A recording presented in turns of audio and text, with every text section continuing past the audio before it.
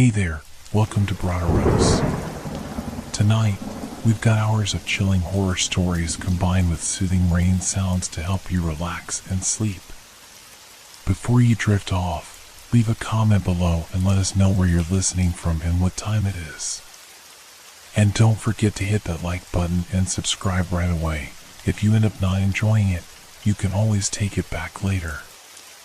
Get cozy and let the fear take over. The bloody stain. I remember the first time I saw it. At first, I thought it was just a trick of the light. The house, old and creaking under its own weight, had always been full of strange shadows, the kind that shift when you're not looking directly at them.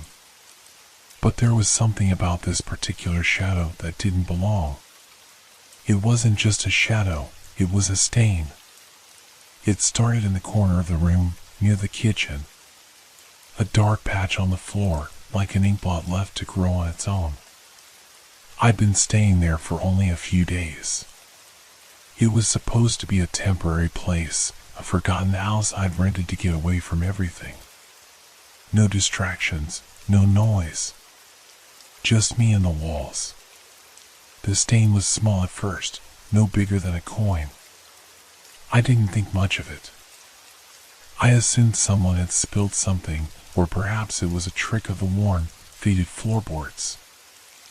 I went about my business, trying to settle in, but every now and then I'd glance at it.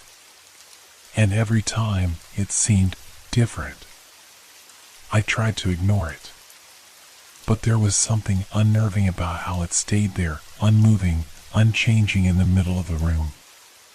Not like a stain that would eventually fade or vanish, but like something was holding it in place, as if it was meant to be there, as if it belonged. The house groaned around me. The wind outside, sharp and cold, rattled the old windows, and the air felt thick, like it was pressing on me from all sides. I thought it was just the isolation, the silence starting to get to me. After all, I hadn't seen another living soul since I arrived. No neighbors, no visitors. Just me and the ever-growing stain. That night, as I sat at the kitchen table, I heard a faint sound. At first, I couldn't place it, just a soft, distant thumping. Like footsteps, but not quite. The sound was irregular, like someone was pacing back and forth in a room above me. I stood up, the floor creaking under my weight, and peered up the stairs leading to the second floor. But there was no one there. I told myself it was just the house settling. It was old, after all. Old houses made noises. But still, the sound lingered in my mind as I tried to go back to my evening routine. I couldn't shake the feeling that something wasn't right. And then, I saw it again. The stain. It had grown. Not much, but enough for me to notice. Now it spread across the floor, a dark, ugly blotch that had expanded into a shape. It wasn't circular anymore, but uneven, like fingers split out across the wood. I knelt down, inspecting it, trying to figure out what it was. I touched it. The surface felt oddly warm. Almost alive, like it was breathing. I jerked my hand away, my heart pounding in my chest. Maybe it was just my mind playing tricks on me. Maybe I was just tired. But as I backed away from it, I couldn't help but feel a creeping dread. A nagging feeling that this wasn't just a stain, it was something more. Something that shouldn't be here. I tried to wipe it up, grabbed a rag, and soaked it with water. But no matter how much I scrubbed, the stain wouldn't disappear. It smeared, yes, but it didn't vanish. It just spread out further, as though mocking my attempts. I stood there, staring at it, breathless. My hands shook, and I couldn't understand why. I tried to convince myself that it was nothing. Just an old house, just an old floor. But the stain kept growing, night after night, and I couldn't ignore it anymore. Something was wrong. Something was terribly wrong. I wasn't alone. And I wasn't safe. But I didn't know why. Not yet. The days blurred into one another, each indistinguishable from the last, except for the stain. It was impossible to ignore. It had begun to spread in ways that made no sense, extending further each morning when I awoke. It wasn't just growing, it was changing shape. The once shapeless dark patch now resembled something more deliberate, almost deliberate in its formation. I could feel it watching me. At night, the house was still. The kind of stillness that presses in on you, like the walls themselves are holding their breath. And then, just as I was about to drift off, I'd hear it again, the faint thumping from above. It was softer now, more distinct. Like someone was walking through the empty rooms above me, though I knew there was no one up there. I tried to tell myself it was just my mind. The isolation, the silence, anyone would start to hear things in a place like this. But I couldn't shake the feeling that it was more than just the house settling. Something, or someone, was moving in the darkness, just out of reach. I decided to investigate the room upstairs. The one above the kitchen. Maybe there was something in the attic, something causing the noise. But when I reached the stairs, my feet heavy with dread, I stopped at the top. The door to the room was slightly ajar. That's when I knew something was wrong. I don't know why I felt it so strongly. Maybe it was the faint smell in the air, something metallic and sour, or the way the door creaked open on its own, just enough to show the shadow within. But in that moment, I knew. I knew I wasn't alone. Not in the way I had hoped. Not in the way I had convinced myself before. The floor was cold against my bare feet as I stepped closer. My heart thudded painfully in my chest. With each step, the smell grew stronger, more overwhelming, until I reached the doorframe. The room was empty, save for the small window, half covered by old curtains, swaying in a breeze that I hadn't felt before. But the floor was soaked. Dark, wet patches spread across the wood, pooling together in shapes that were disturbingly familiar.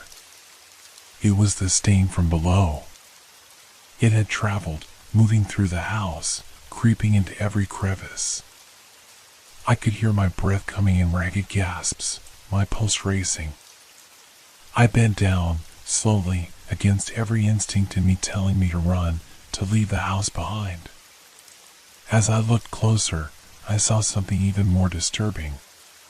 The stain wasn't just spreading, it was seeping into the walls, into the floorboards. As though it was alive, like it was claiming the house for itself. A sudden shiver ran down my spine.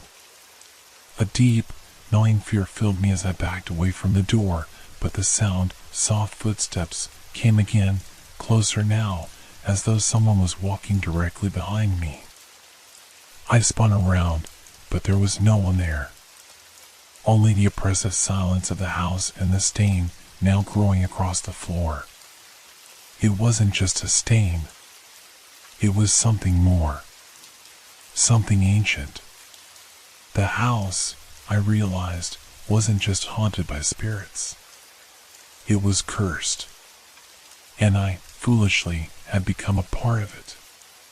The stain was feeding on me, on my fear, on my very presence in the house. It had been waiting for someone. Waiting for me. I tried to leave. I really did. I grabbed my jacket and ran to the door, but just as I reached the handle, I heard it again, the footsteps, now unmistakable. They were right behind me. Turning around, I was met with nothing but the dark, empty hallway. But then, I saw it. Just for a moment, out of the corner of my eye, a shadow moving. Not just a shadow, a figure, tall and thin, with hollow eyes that seemed to glow with a sickly, yellow light. I froze. I couldn't breathe. I couldn't move. The stain, the footsteps, the figure, everything was closing in. I was trapped. I tried to run again, but my legs wouldn't obey. They felt like lead. The air was suffocating now, thick with an unnatural heat. It was closing in around me. There was no escape. The figure stepped forward, and I could see its face, if it could even be called that. It was a pale, twisted mockery of a human face, features distorted beyond recognition. Its mouth opened, but no sound came out, only a horrid, low whisper that seemed to vibrate through the very walls of the house. Leave, before it's too late. But it was already too late. The stain was everywhere now, crawling up the walls, crawling toward me. I could hear it, feel it, as it consumed the house, the very air itself. I was suffocating in it, drowning in the blood of something that had never belonged to this world. I knew, in that moment, there was no way out. The house had claimed me, just as it had claimed so many others before. And I was just another part of its curse. The figure lingered, its hollow eyes fixed on me, its presence so overwhelming that my body froze. I couldn't breathe. My mind screamed for escape, but my legs felt like stone, immovable. The world around me blurred as the house seemed to shift, its very foundation groaning in protest as if something beneath the floors was stirring. The stain, no longer just a mere blotch, had become an entity in itself. Its dark tendrils stretched like veins, pulsating against the floor, reaching for me. The air grew thick with a rancid smell, sharp and metallic, like blood mixed with something worse, something ancient. And then I heard it, the faintest whisper in the back of my mind, like a memory just out of reach. Run. The voice was faint, barely a whisper, but it was there. A flicker of something familiar, something that felt like a warning. My heart pounded in my chest as I tried to force my legs to move, but they remained still, locked in place. And then the whisper came again, louder, more insistent. Run, before it's too late. I don't know what made me move. Maybe it was the sheer terror that finally broke through the paralysis, or maybe it was the desperation clawing at my insides. But suddenly, my body reacted, and I bolted. I turned on my heel and dashed toward the stairs, the echo of my own feet pounding in the empty house, mixing with the soft thumping that still reverberated from above. The house felt alive, suffocating, like it was closing in around me. I raced down the hall, past the stain on the floor, but even as I fled, I could feel it following me, seeping into the very air, into my lungs. The walls seemed to grow narrower with each step, the floor beneath me shifting, as if the house was reshaping itself, twisting into something darker, more dangerous. I burst through the door and into the living room, the stale air heavy with the weight of something I couldn't name. But as I looked around, I realized the house had changed. The familiar was gone. The room I had walked into only a few days ago now felt foreign, its corners shadowed, its windows too dark to let in any light. It was no longer just a house, it was a tomb. And the stain. It was no longer confined to the floor. It had spread, climbing up the walls, creeping across the ceiling, consuming everything in its path. I could feel it pulling at me, tugging at my very soul, as if it wanted to drag me back into the darkness. I turned to flee again, but the door slammed shut with a deafening crash. My heart skipped a beat as I backed away, the cold sweat beating on my forehead. The shadows in the room seemed to shift, to warp and twist, becoming something else, something more real. And then it happened. The figure, the one from before, appeared again in the doorway. It was no longer a shadow, but fully formed now, towering, its features grotesque and twisted. Its mouth stretched into a grin, one that was both horrifying and unnatural. "You're not leaving," it said, its voice rasping, low and guttural. The air thickened with the stench of decay, and I could feel the very walls closing in. The stain on the floor pulsed, as if it were alive, like it had a heartbeat of its own. I backed away from it, my legs trembling beneath me, but it followed, spreading, engulfing the entire room. The whispers came again, louder this time. "It's too late.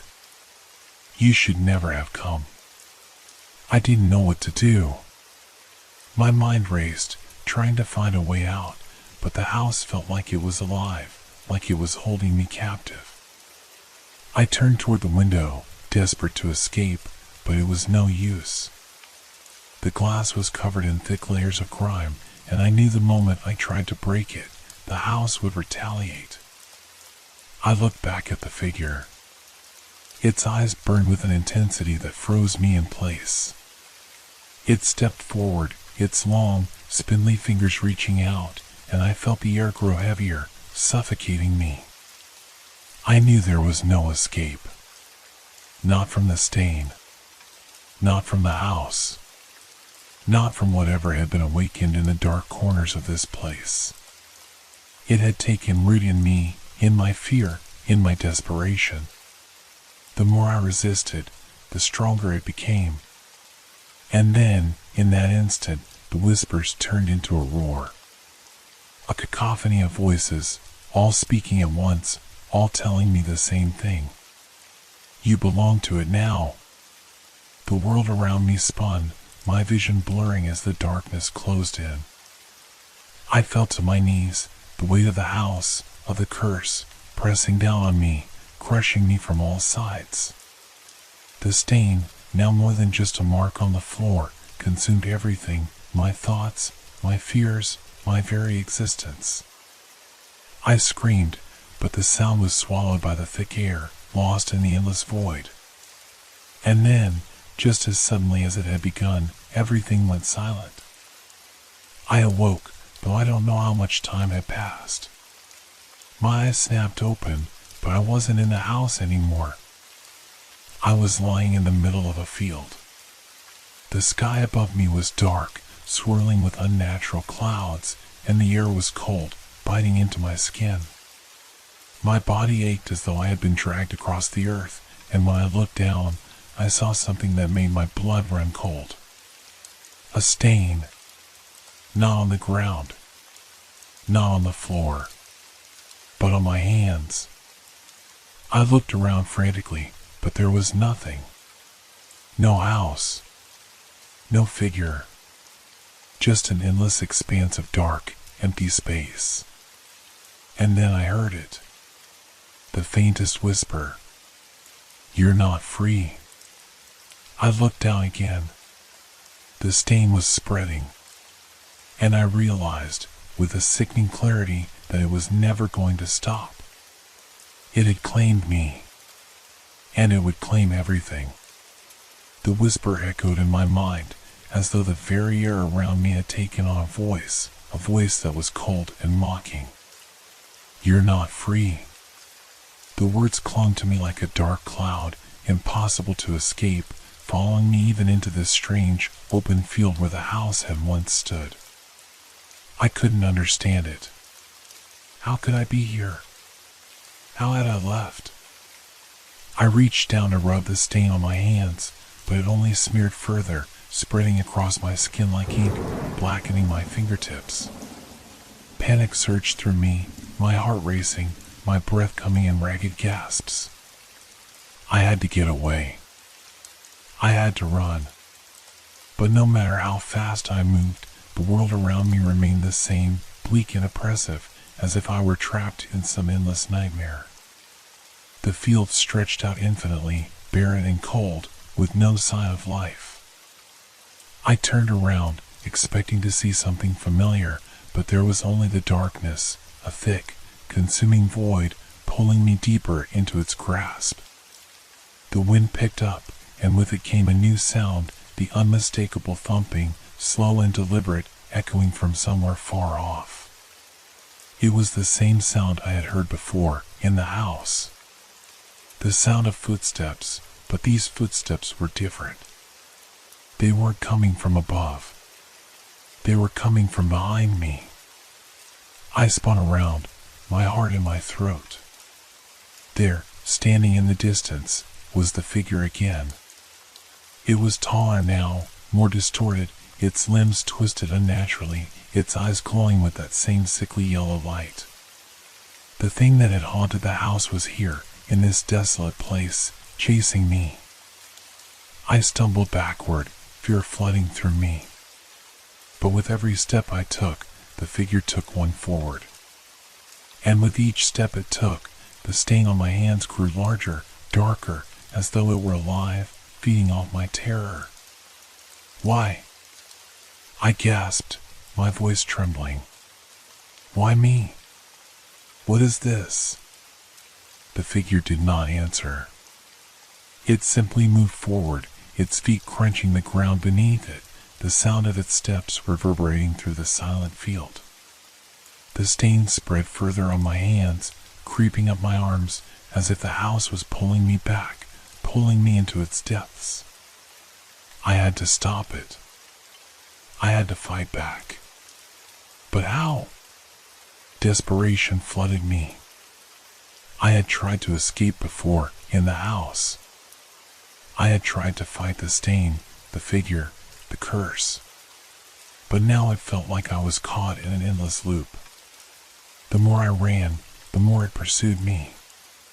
There was no escape, no end to the nightmare. I looked around, searching for anything, any way to stop it.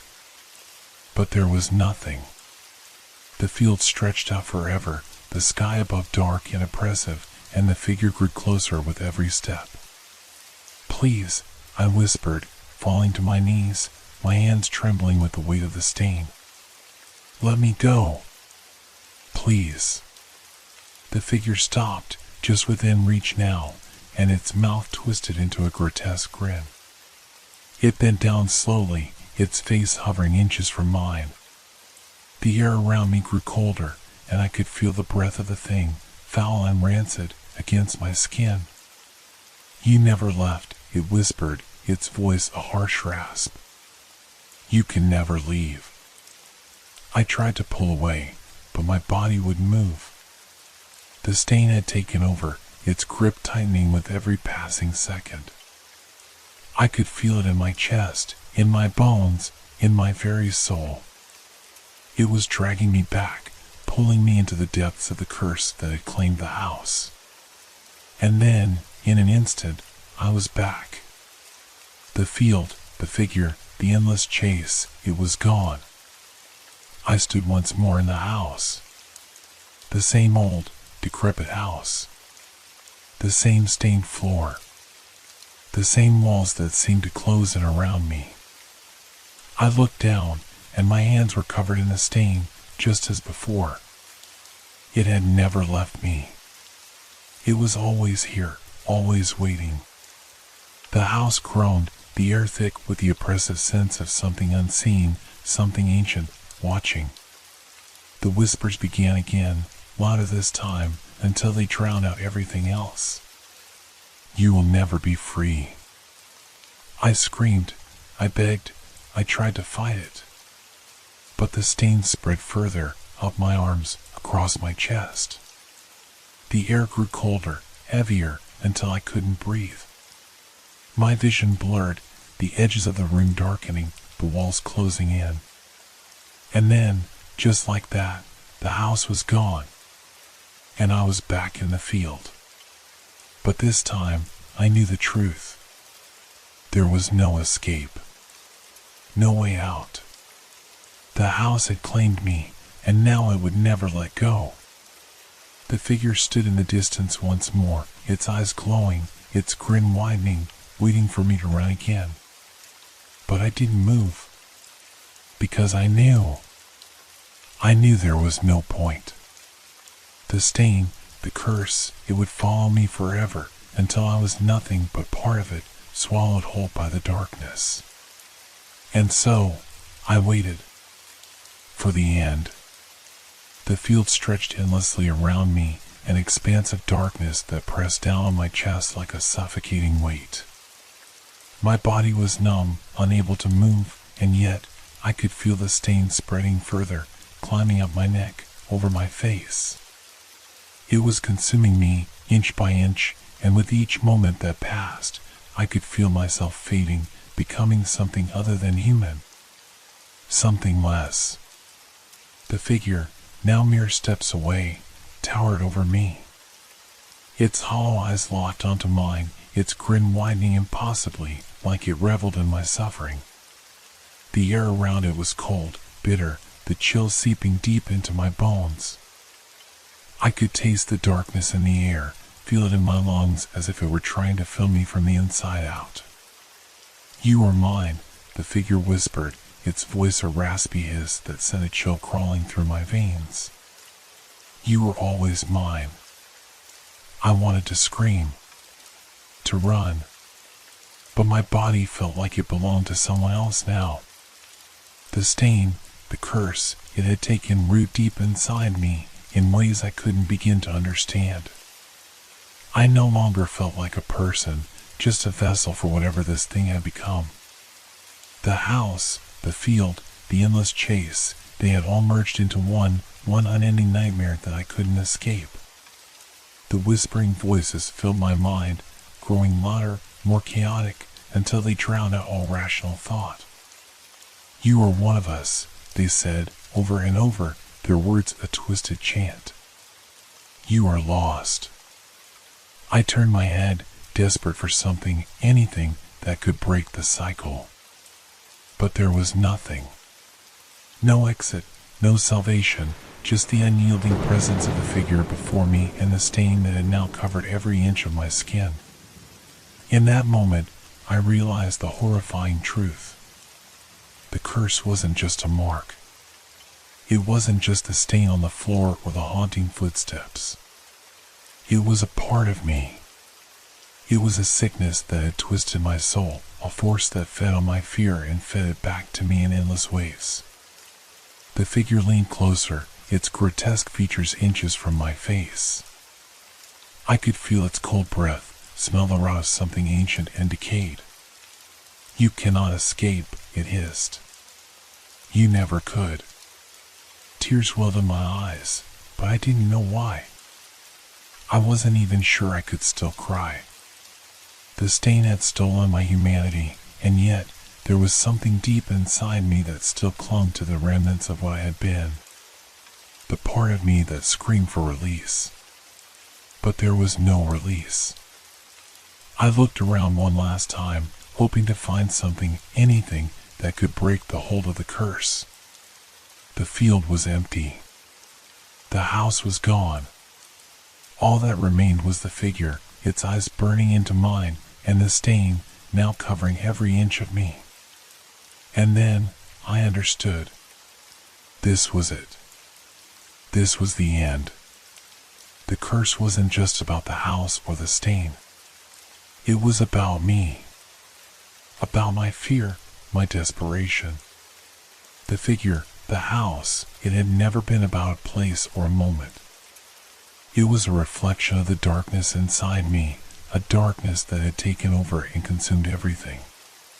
The house had always been a trap, a prison, and now I was its prisoner. I felt myself sinking, my vision dimming as the last vestiges of my will faded away. The stain, the figure, the house, they had won. There was nothing left. Only darkness. And as I finally gave in, I heard the whispers again. But this time, they were different. They were not just mocking me. They were comforting me, wrapping around me like a blanket of cold.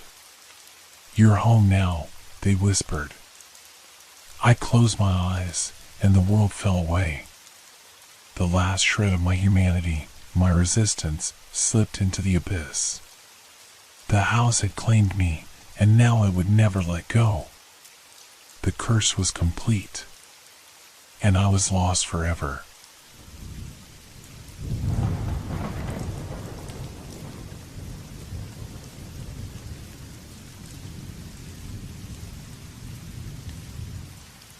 The ant nest in the basement. I never meant for it to happen. It was supposed to be a simple task. A quick check of the basement. The house had been empty for years, and I had just bought it, hoping to restore its old charm. It wasn't a big house, but it had potential if you could look past the creaking floorboards and the musty smell that lingered in the air. The basement, however, was another story. I had avoided it at first, unsure of what I might find. But after several days of work, I couldn't put it off any longer. The walls were damp, the light flickering, and the stairs creaked under my weight. Still, I had to go down there. This was the part of the house I needed to inspect before I could move forward. As I descended the stairs, a strange feeling washed over me, something that wasn't quite fear, but more of a discomfort. The basement was cold. Too cold. The walls were lined with old crates, boxes, and dusty furniture, just as I had expected. But then I saw it. At first, I thought it was just some old debris, piles of dirt or spilled food. But no, it was something else. Something alive. The floor of the basement was covered with a dense swarm of ants, thick, black lines of them. They moved in a way that was too deliberate to be natural, forming perfect, almost geometric shapes. They moved in circles, arcs, and even long, straight lines. It wasn't just a colony, it was as though they were creating patterns, designs, something purposeful. I froze, my eyes fixated on the spectacle before me. I've seen ants before, of course. A few crawling around the kitchen, maybe even a few outside. But this wasn't normal. The ants were organized, too perfect. As if they were being controlled. I couldn't explain it, but a shiver ran down my spine. I took a step forward, trying to make sense of what I was seeing. My footstep disturbed a cluster of ants, and they scattered briefly before regrouping, resuming their movements. I crouched down to get a closer look. There was something strange about the way they moved. They didn't seem random. Their paths were so exact, so precise, like they were following a pattern, a design laid out by some unseen hand. I watched for a moment longer, my mind racing. What was going on? It had to be a coincidence, some weird anomaly. I had to be imagining it. But no, they were still there, moving in those same, deliberate patterns. Then I heard it. A soft, almost imperceptible sound. A rustling from the far corner of the room. My heart skipped a beat, and I immediately stood up, my gaze darting toward the sound. I saw nothing. Just the shadows and the pile of boxes in the corner. Still, the feeling of unease grew stronger. Something wasn't right. I turned to leave, to go back upstairs, but before I could, I heard another sound, a skittering noise, loud and quick, followed by a soft scrape against the floor. It came from right behind me. I spun around, but there was nothing. The ants were still there, still marching in their strange patterns, unaffected by the noise. Just the wind, I muttered to myself, trying to calm my racing heart. But as I backed away slowly, I noticed something that made my blood run cold. There, at the far side of the room, near the foundation of the house, was a massive hole in the wall. The ants were pouring in and out of it, their bodies writhing in and out of the dark space like they were entering some kind of tunnel. I took a few steps closer, my curiosity getting the better of me. What was behind that hole? I knelt down, peering into the darkness, when something in the hole shifted. A shadow? No, it couldn't be. I reached out, just as a cold breeze swept past me. And then I heard it again. The sound, this time unmistakable. Something was moving. It wasn't the ants. It was something bigger. I stumbled back, heart pounding, adrenaline kicking in. I had to leave.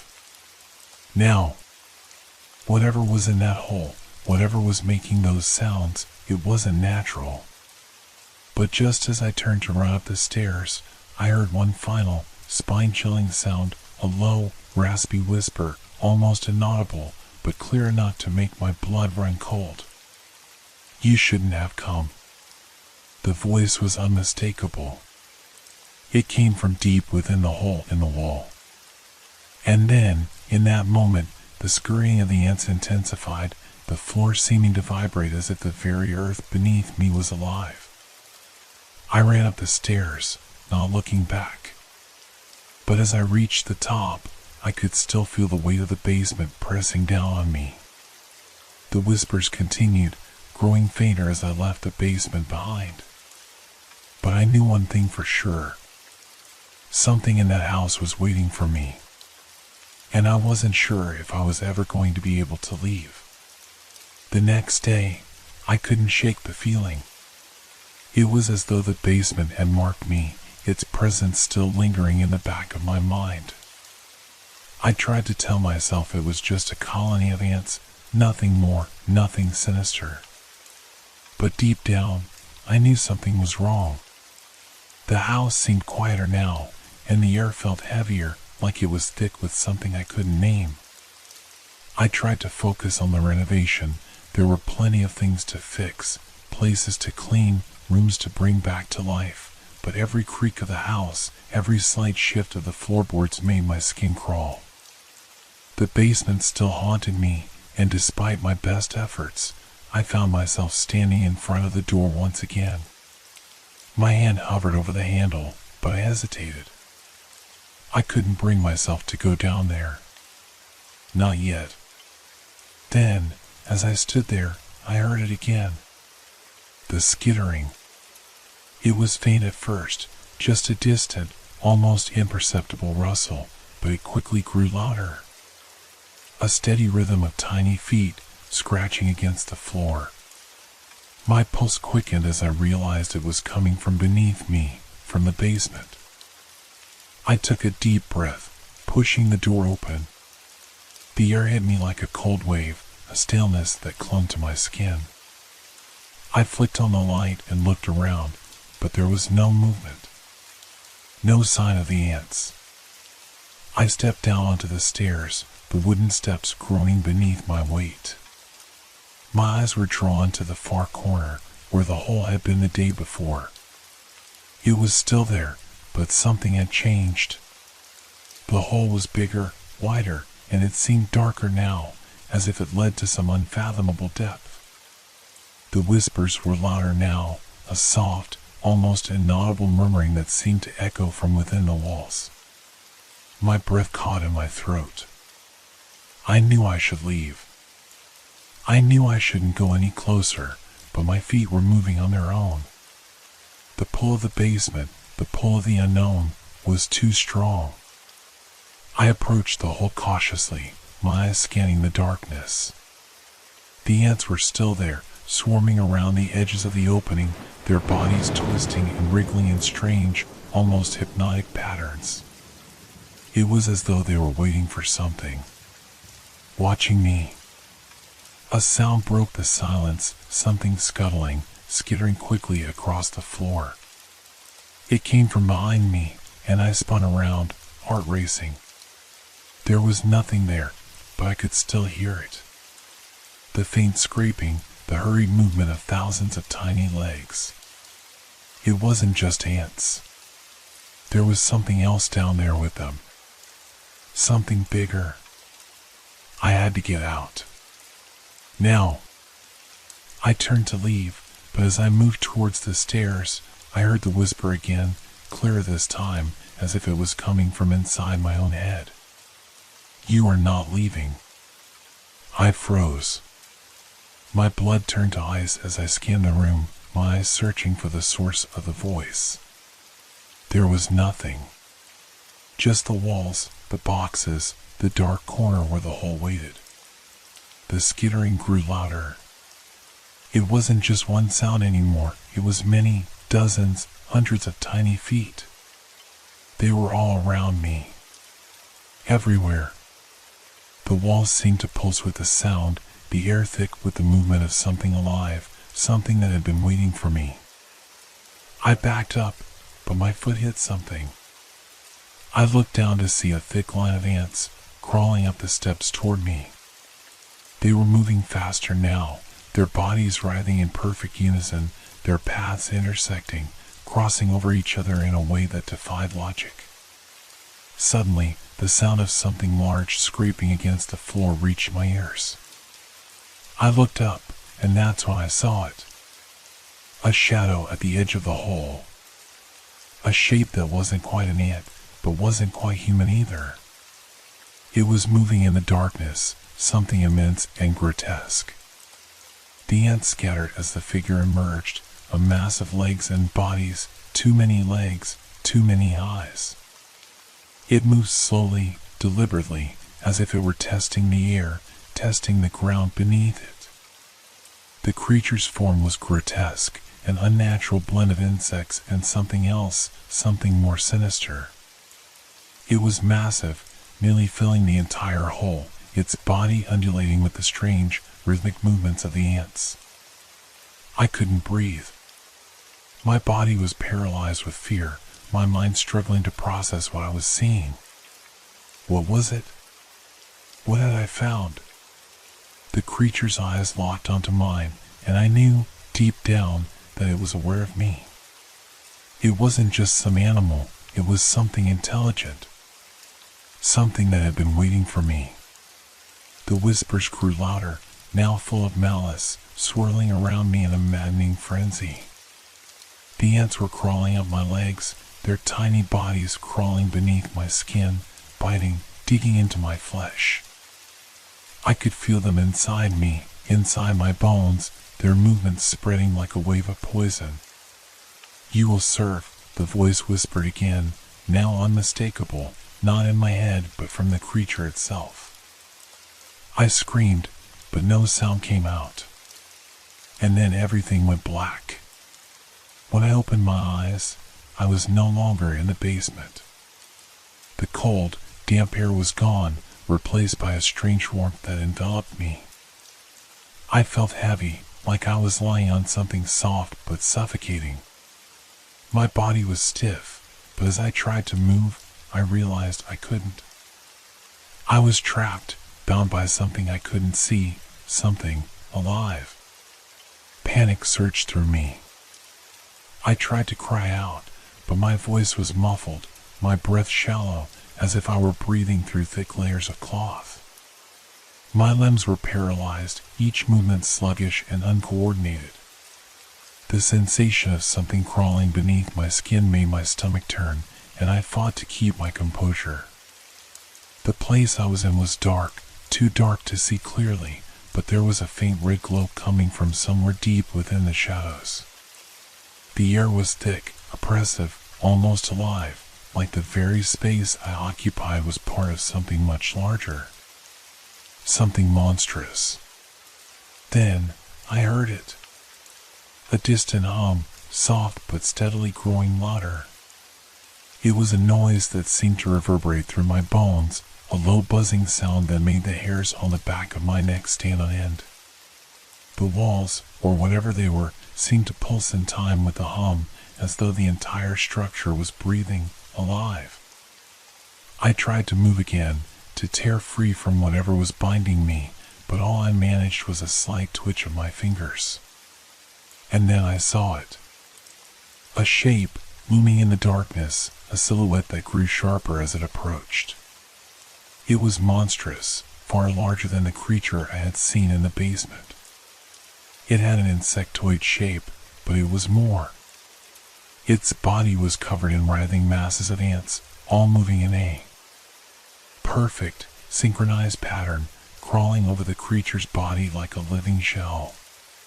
The figure itself was towering, grotesque, with multiple limbs and an array of compound eyes that gleamed with an unnatural intelligence. It wasn't just a creature, it was a hive. A living, breathing colony, its center filled with something dark, ancient. The creature stood before me now, its many eyes staring down at me, and I realized with a jolt of terror that it wasn't alone. The walls around me were alive too, shifting and moving, filled with the same writhing mass of ants that had once swarmed the basement floor. The entire space was a vast, intricate nest, a web of tunnels and chambers, each crawling with insects. "You have seen the hive," the creature's voice came again, but this time it was clearer, more distinct. It wasn't just speaking to me, it was speaking through me, as if the words were coming from within my very thoughts. "You belong now.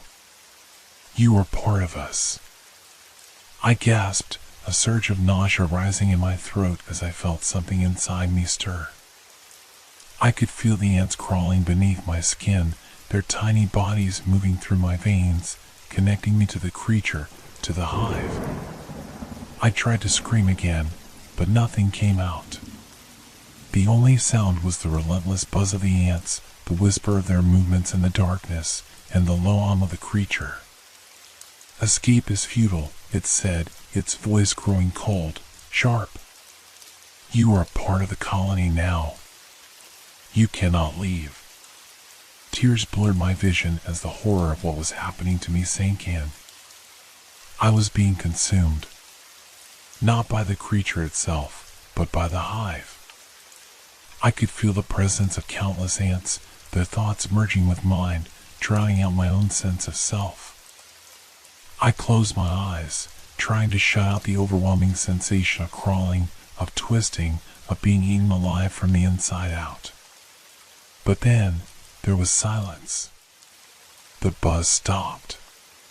For a moment, I thought I had escaped, that I had somehow freed myself from the grip of the hive. But when I opened my eyes, I realized I hadn't. I was no longer alone. The creature stood before me, but its form had changed. It was more than just a creature now, it was a presence, an amalgamation of the hive, its many limbs stretching out like a web of living vines. It loomed over me, its glowing eyes now showing not just malice, but something worse, something ancient and knowing, like it had always been there, always waiting. It stepped closer, and I felt the floor beneath me shift, the ground trembling as if in response to its movement. "You are ours now," the voice repeated, and this time it was not just words. It was a command. A truth. The creature's limbs reached out, and I felt my body drawn toward it. I could feel the ants crawling inside me, their legs pressing against my flesh, their tiny bodies weaving in and out of my muscles. I wanted to scream, to run, but I couldn't move. I was part of it now. I wasn't just trapped in the basement anymore. I was inside the hive, and there was no escape. The last thing I heard before the world went dark again was the creature's voice, calm, cold, and final.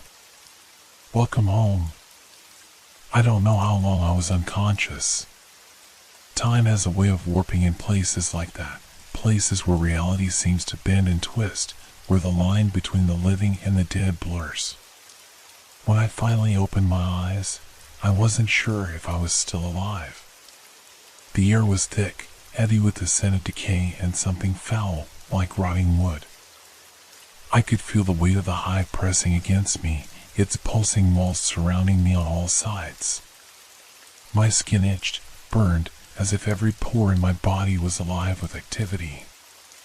The ants, thousands, no, millions of them, were inside me, part of me. I could feel them crawling through my veins, digging through my flesh. They weren't just moving, they were communicating, sharing thoughts, emotions. They were making me one of them.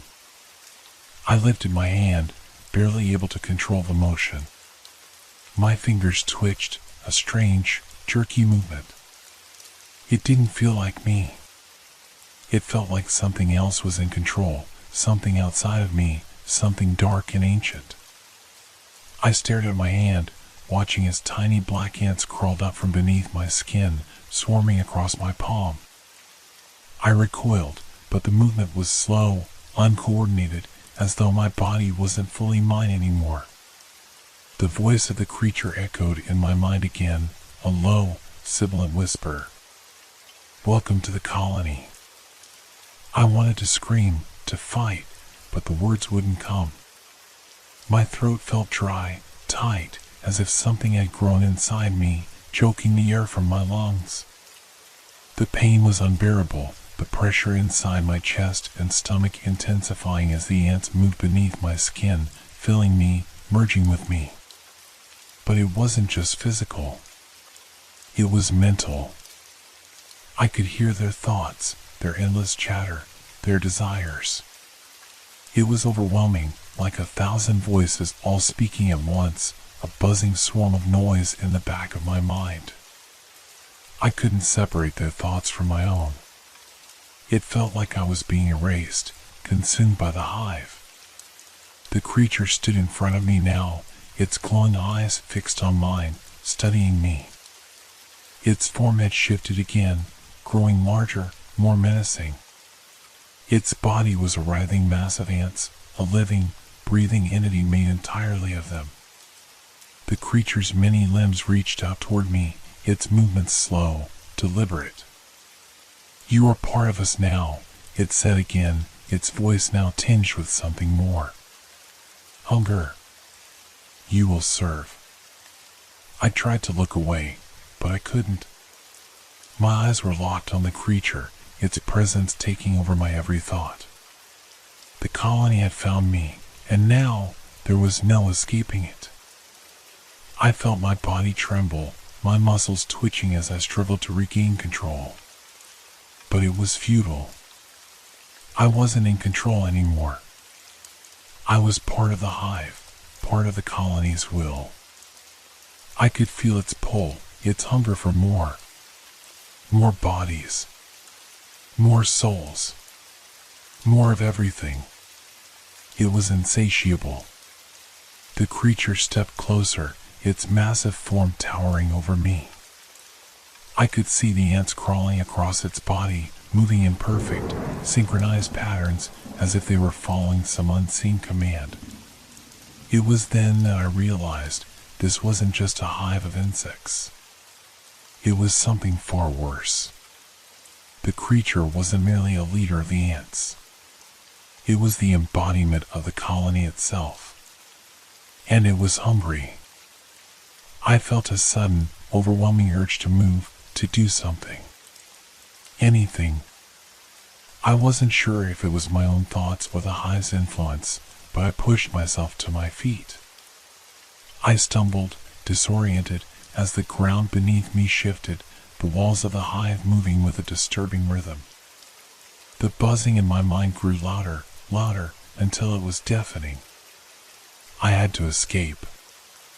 I turned and staggered toward the nearest tunnel, the walls closing in around me as I ran. The ants were everywhere, crawling along the walls, across the floor, their black bodies flickering in and out of the shadows. They were moving faster now, responding to the movement of my body, their tiny legs scuttling across the ground in perfect synchronization. But no matter how fast I ran, the tunnel seemed to stretch on forever, the walls shifting and changing as I made my way deeper into the hive. The more I ran, the more I felt the colony's presence pressing on me, suffocating me. I could hear the creature's voice again, deeper now, as if it was all around me, within me. "You cannot run," it said. "You belong to us." I wanted to cry out, but no sound came. My legs gave out beneath me, and I collapsed to the ground. The buzzing, the whispering, the movement of the ants, it was too much. I couldn't fight it anymore. I was lost. I tried to focus, tried to think. There had to be a way out. But as I lay there on the cold, hard ground, I felt something else shift within me. A dark, terrible presence, an understanding that was slowly seeping into my mind. I wasn't just being consumed by the colony. I was becoming part of it. I could feel the ants now, beneath my skin, in my mind. I could feel the hunger growing inside me, the desire to spread, to take. It wasn't just the creature anymore, it was the hive itself, its endless will, its need to consume everything in its path. I realized, in that moment, that there was no escape. I was already part of it, already lost. And the worst part? I welcomed it. I felt the cold sting of reality fade as the colonies will overtook me completely.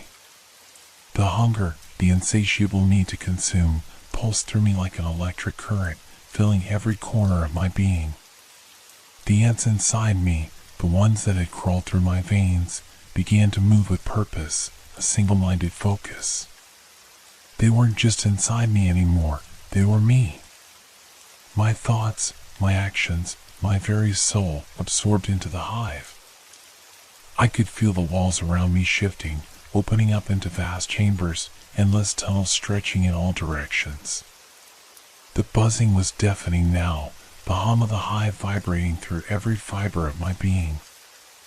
I could hear the scurrying of ants, millions of them, all around me. And somewhere in the distance, I could feel the presence of the creature, the leader of the hive, its mind intertwined with mine. It was guiding me, shaping me, making me part of the endless network of the colony. The first thing I did, without thought, without hesitation, was to move. My body was no longer mine to control.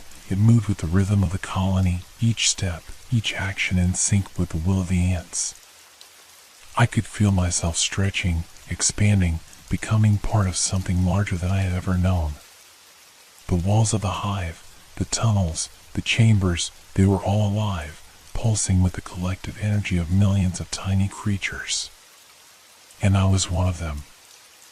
As I moved deeper into the hive, I passed others like me, humans, some of them freshly caught, others long since transformed into vessels for the colony. Their eyes were blank, empty, their bodies still twitching as the ants moved beneath their skin, controlling them like puppets. Some of them looked at me, but there was nothing in their gaze. They were no longer individuals. They were part of the colony. And as I moved further into the darkness, I realized the terrible truth. The colony was not just a hive of insects. It was a sentient, living entity, a mind that had existed for centuries, perhaps longer. The ants were its physical form, but the creature, the one that had spoken to me, the one that had guided me, was something more. It was the embodiment of the hive itself, a creature that had merged with the will of countless generations of ants. And now, it had taken me in. I could feel the creature's mind merge with mine, its thoughts overlapping with my own. I saw its vision, its understanding of the world, of the universe. I saw the colony's endless growth, its hunger for more. The ants were everywhere, spreading across the land, infiltrating every corner of the world. And we, the ones who had been consumed, would be the ones to spread it further. It wasn't just a colony anymore. It was an empire, a living, breathing force that would consume everything in its path. The world, as I had known it, was already gone. There was no escape. No one was safe. But there was something else, too. Something darker, more insidious. A whisper at the back of my mind. A thought that hadn't been there before. I wasn't alone inside myself. Somewhere deep within, buried beneath the hive's will, I felt a flicker of resistance. It was faint at first, like a dying ember in the dark. But it was there. A fragment of who I had been. My name, my memories, they were still there, hidden beneath the overwhelming presence of the colony. And with that spark, I realized that not all was lost. Not yet. But as I stood there, caught between the will of the hive and the faint remnants of my own consciousness, I heard a sound. A soft scraping, a slow, deliberate movement. It was the creature again, its voice resonating through the hive, sending a wave of cold dread through me. "Join us," it said, its voice no longer cold, but coaxing, tempting. "You are one with us now. You will serve. You will spread. We are unstoppable." I could feel the weight of its words, the power they held. It was offering me a place in the colony, a chance to become one with it completely. There was no room for resistance, no hope for escape. It was inevitable. The hive would consume everything, and I would be its instrument. But I had to fight. Even if it was only for a moment longer, I had to resist. I couldn't let it consume me completely. I couldn't let the last remnants of who I was be swallowed by the darkness of the hive. I took a breath, if it was even my breath anymore, and focused. The will of the ants was strong, but the spark inside me was stronger. I reached deep into my mind, into the core of my being, and I grabbed hold of that flicker of resistance. I clung to it like a lifeline in the storm. And for a moment, just a moment, I was free. I could feel the weight of the hive's influence begin to waver, its hold on me loosening. But it was only a moment. The creature's voice, louder now, more commanding, echoed in my mind again. "You are mine." And as the darkness closed in once more, I realized the horrifying truth. There was no resisting. The colony had already won. I was part of it. And now, so was the world.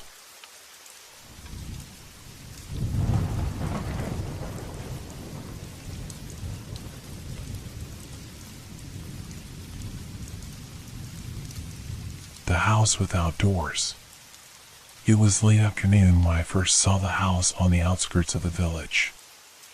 I had heard the stories, of course. Everyone in the village talked about it, but nobody seemed to know anything concrete. The house had no doors, no visible entry point.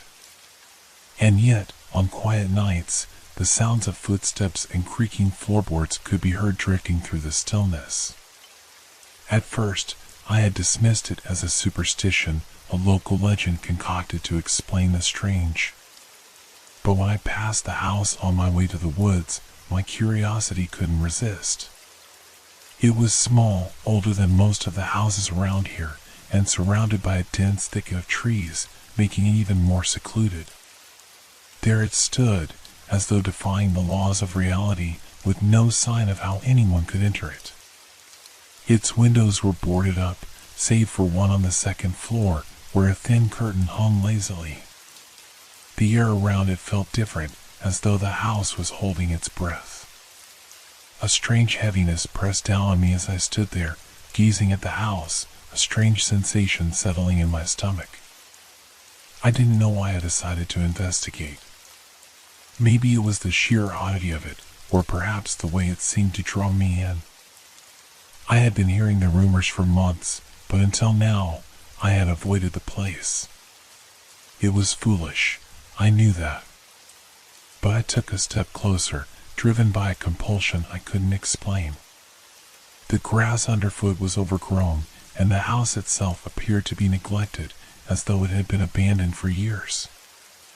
I reached out, my hand brushing against the cold wooden fence that surrounded the yard. And then, I froze. A sound. It came from inside. A slow, deliberate thud, as though something, or someone, was moving across the floor. My heart skipped a beat. I took a step back, my breath catching in my throat. There was no door, no opening to the house. Yet, I had heard it clearly. I turned away, deciding it was best to leave. But as I walked back to the main road, the curiosity gnawed at me. What was that sound? Who or what was inside? As days passed, the sound stayed with me, lingering at the back of my mind. I had told myself not to think about it, but the more I tried to ignore it, the more it consumed my thoughts. I began walking past the house every day on my way to the village, hoping to catch another glimpse. I never did. The house stood there, silent and lifeless. But the sound stayed with me. One evening, the urge became too much. I had to know. I couldn't go on wondering, couldn't ignore the growing dread that had taken root in my mind. I gathered my courage and made my way to the house once more. The sun was setting as I approached, casting long shadows across the ground. The air felt colder now, and I could almost taste the tension in the atmosphere. The house stood as it always had, silent, waiting. But something was different. There was a flicker of movement in the window, the curtain shifted, just for a moment. I froze, staring up at it. My breath fogged in the cold air as I waited. And then, the sound. It was closer this time. A shuffle, followed by a faint creak of wood. I stepped forward without thinking. It was like stepping into another world. As I approached the house, the air around it seemed to grow heavier, pressing on me from all sides.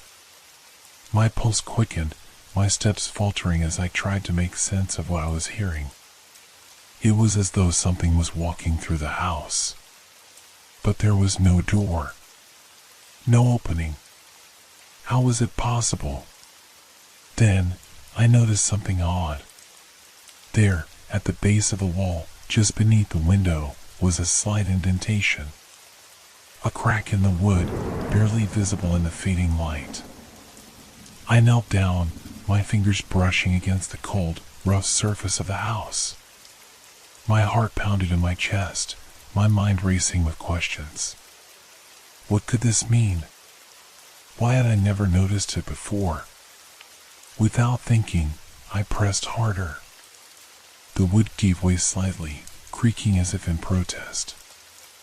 I could feel my pulse thrumming in my ears as I widened the crack, just enough to peer inside. At first, all I could see was darkness. But then, the faintest glimmer of light pierced the blackness.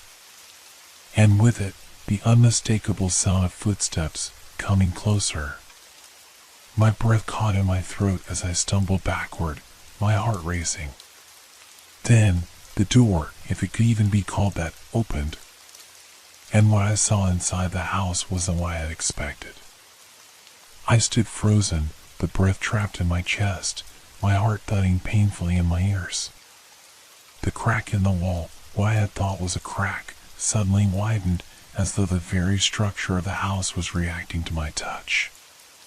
The darkness beyond seemed to deepen, swallowing the little light that had peeked through, and then I saw it. A shadow.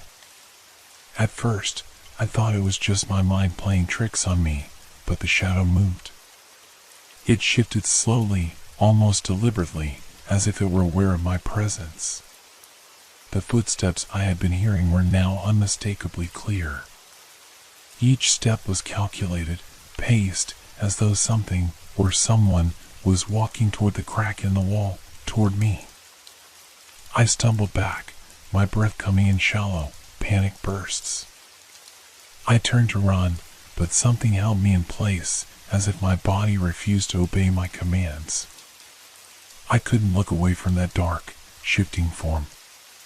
It was like I had crossed some invisible line, and now I was a part of whatever was inside. The floor creaked again, louder this time, and then the sound stopped. A dead silence followed, thick and suffocating. My throat tightened, and I could feel a cold sweat begin to slick my skin. I needed to leave. I had to leave. But the house, no, the place seemed to pull me in, and my feet felt heavier with each step I tried to take away from it. I turned back to the house. The crack in the wall was still there, but now it seemed almost inviting. A pull I couldn't explain tugged at me. My curiosity, which I had long kept in check, now surged forward with an intensity that felt unnatural. I wasn't sure what was happening to me, but it was as though I was losing control over my own will. I stepped closer again, my eyes never leaving the shadow that lingered behind the crack. I could hear breathing now, slow, labored, but unmistakably present. Was it human? It didn't sound like anything I'd ever heard before. Then, without warning, the shadow lunged forward, vanishing into the space beyond the crack. A sound like a door slamming echoed from inside, and I jumped back, my heart racing in my chest. But there were no doors in this house. No doors, except the one that had just opened, or so it seemed. I backed away from the house, my mind struggling to catch up with the terror that flooded my senses. I had to leave. I turned to run again, but then something changed. The air grew colder. A whisper, barely audible at first, then louder. I spun around, my feet caught in place once more. The whisper was coming from inside. But this time, it wasn't just footsteps. The sound of a low, guttural voice filled the air, seeping into my ears like a toxin. Words were being spoken, but I couldn't understand them. The language felt ancient, alien. My mind raced to rationalize, to explain. Perhaps someone was hiding inside, playing some twisted game. But no! I knew better than to think that. There was something wrong here, something far worse than I could understand. I looked back at the house, my gaze drawing in to the crack. The dark void beyond seemed to stretch, becoming deeper, darker, more suffocating with each passing moment. And that whisper, that awful, unintelligible whisper, it was coming closer. Then, from the corner of my eye, I saw something move. A figure.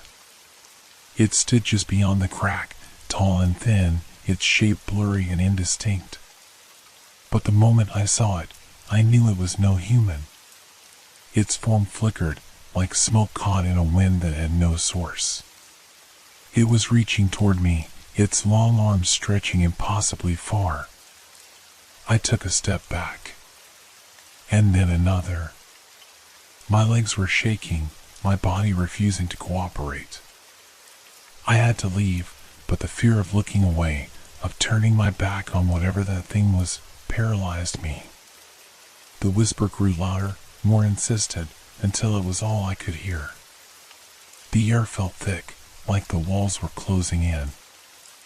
I could feel the pull of the house again, stronger now, as if the darkness within was drawing me toward it, slowly eroding my ability to think clearly. My mind screamed at me to run, to escape, but I couldn't move.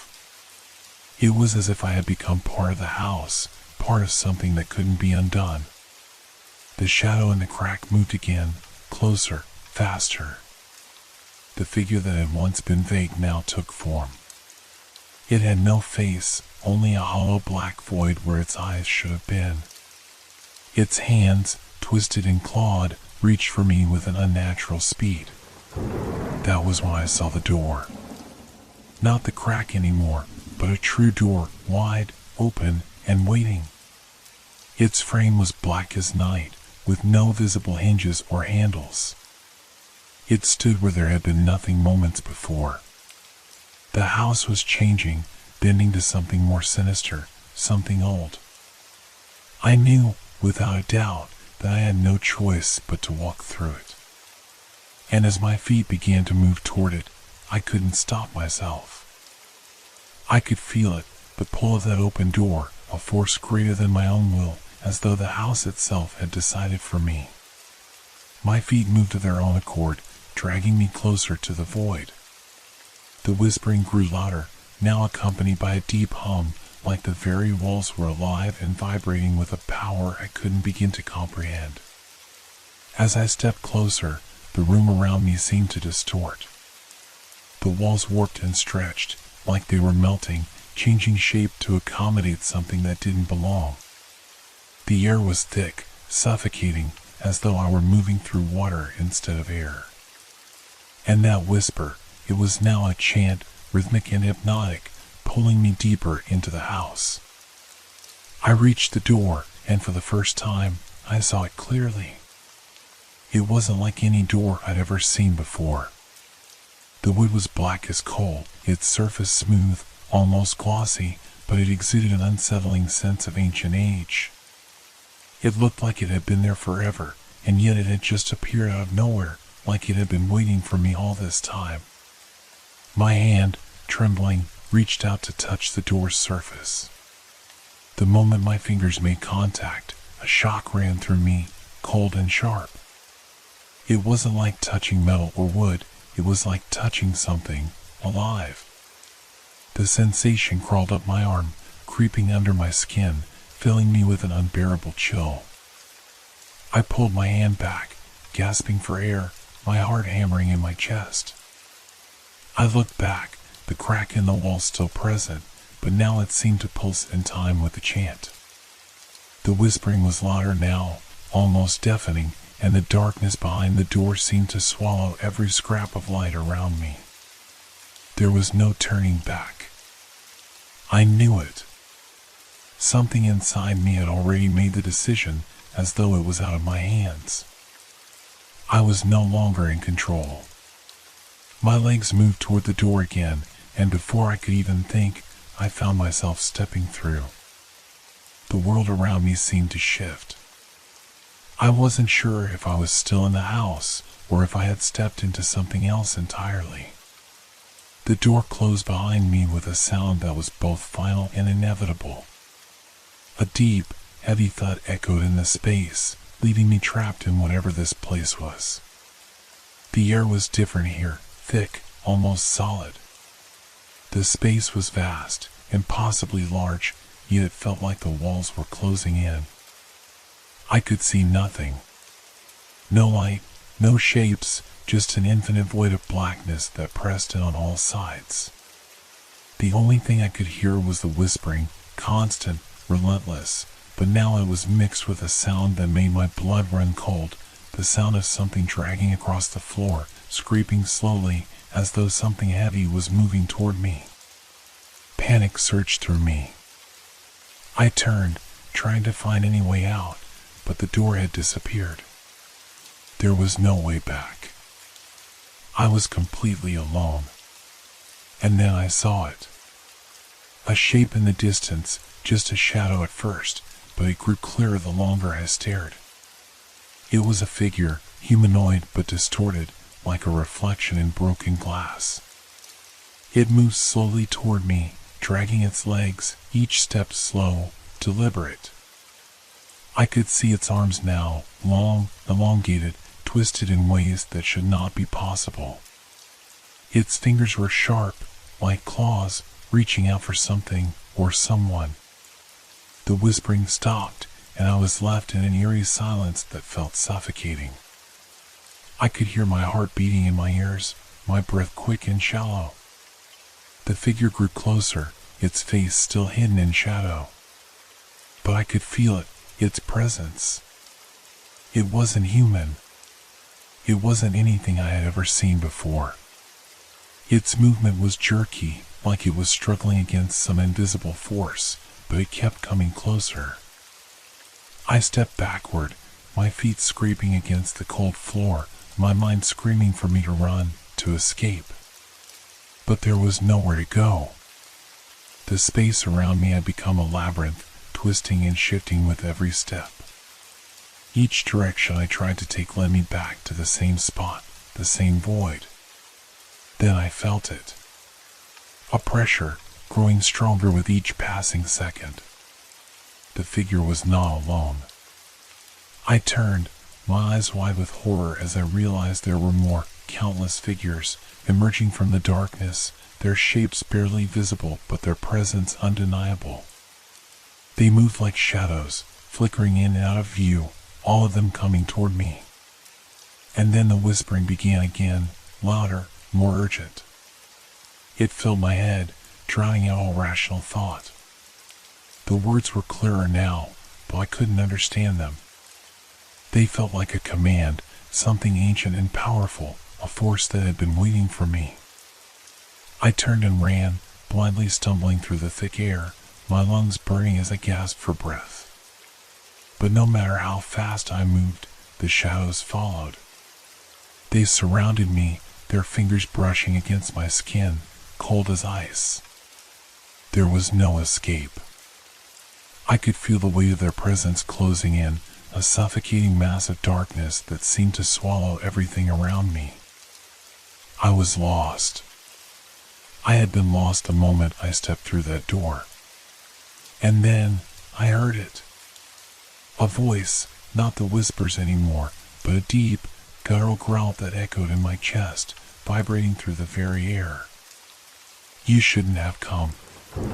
The voice was final, absolute. It was the voice of something ancient, something that had waited for far too long. The last thing I saw was the shadow reaching out for me, its claws closing around my throat, and then nothing. I awoke in complete darkness. At first, I wasn't sure if I was still alive, or if I had slipped into some nightmare from which there was no waking. My chest ached with a strange heaviness, my body cold and stiff as if I had been frozen in place for hours. There was no sound. No whispering. No hum. For a long time, I simply lay there, breathing, trying to gather myself. My heart thudded painfully in my chest, a constant reminder that I was still here, still trapped. But where was I? What had happened? I sat up slowly, my arms trembling, and reached out in front of me. The air was thick, almost sticky, and it seemed to push back against my movements. My fingers brushed against something smooth, wood. I was in a small, confined space, the walls closing in on me, but there was no ceiling, no floor I could feel. Panic began to rise in my throat. My breath came in shallow gasps, and I scrambled to stand, pushing against the invisible walls that seemed to surround me. I stumbled forward, desperate for anything, a door, a window, an escape, but there was nothing. Just emptiness. Then I heard it again. The dragging sound. A slow, deliberate movement coming from behind me. I froze, the blood draining from my face. My body locked in place, instinct urging me to run, but my legs refused to move. The noise grew louder. Closer. It was the unmistakable sound of something heavy being dragged across the floor, like chains or furniture being scraped along the ground. I turned, expecting to see one of the figures from before, but there was nothing. Only darkness, thick and oppressive, swallowing everything around me. I wanted to scream. I wanted to shout, to demand answers, but my voice was caught in my throat, a lump of terror and confusion.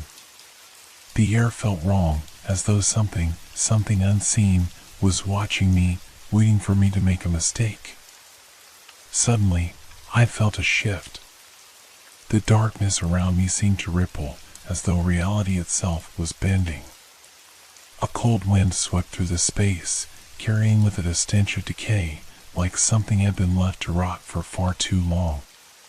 The dragging stopped. Silence.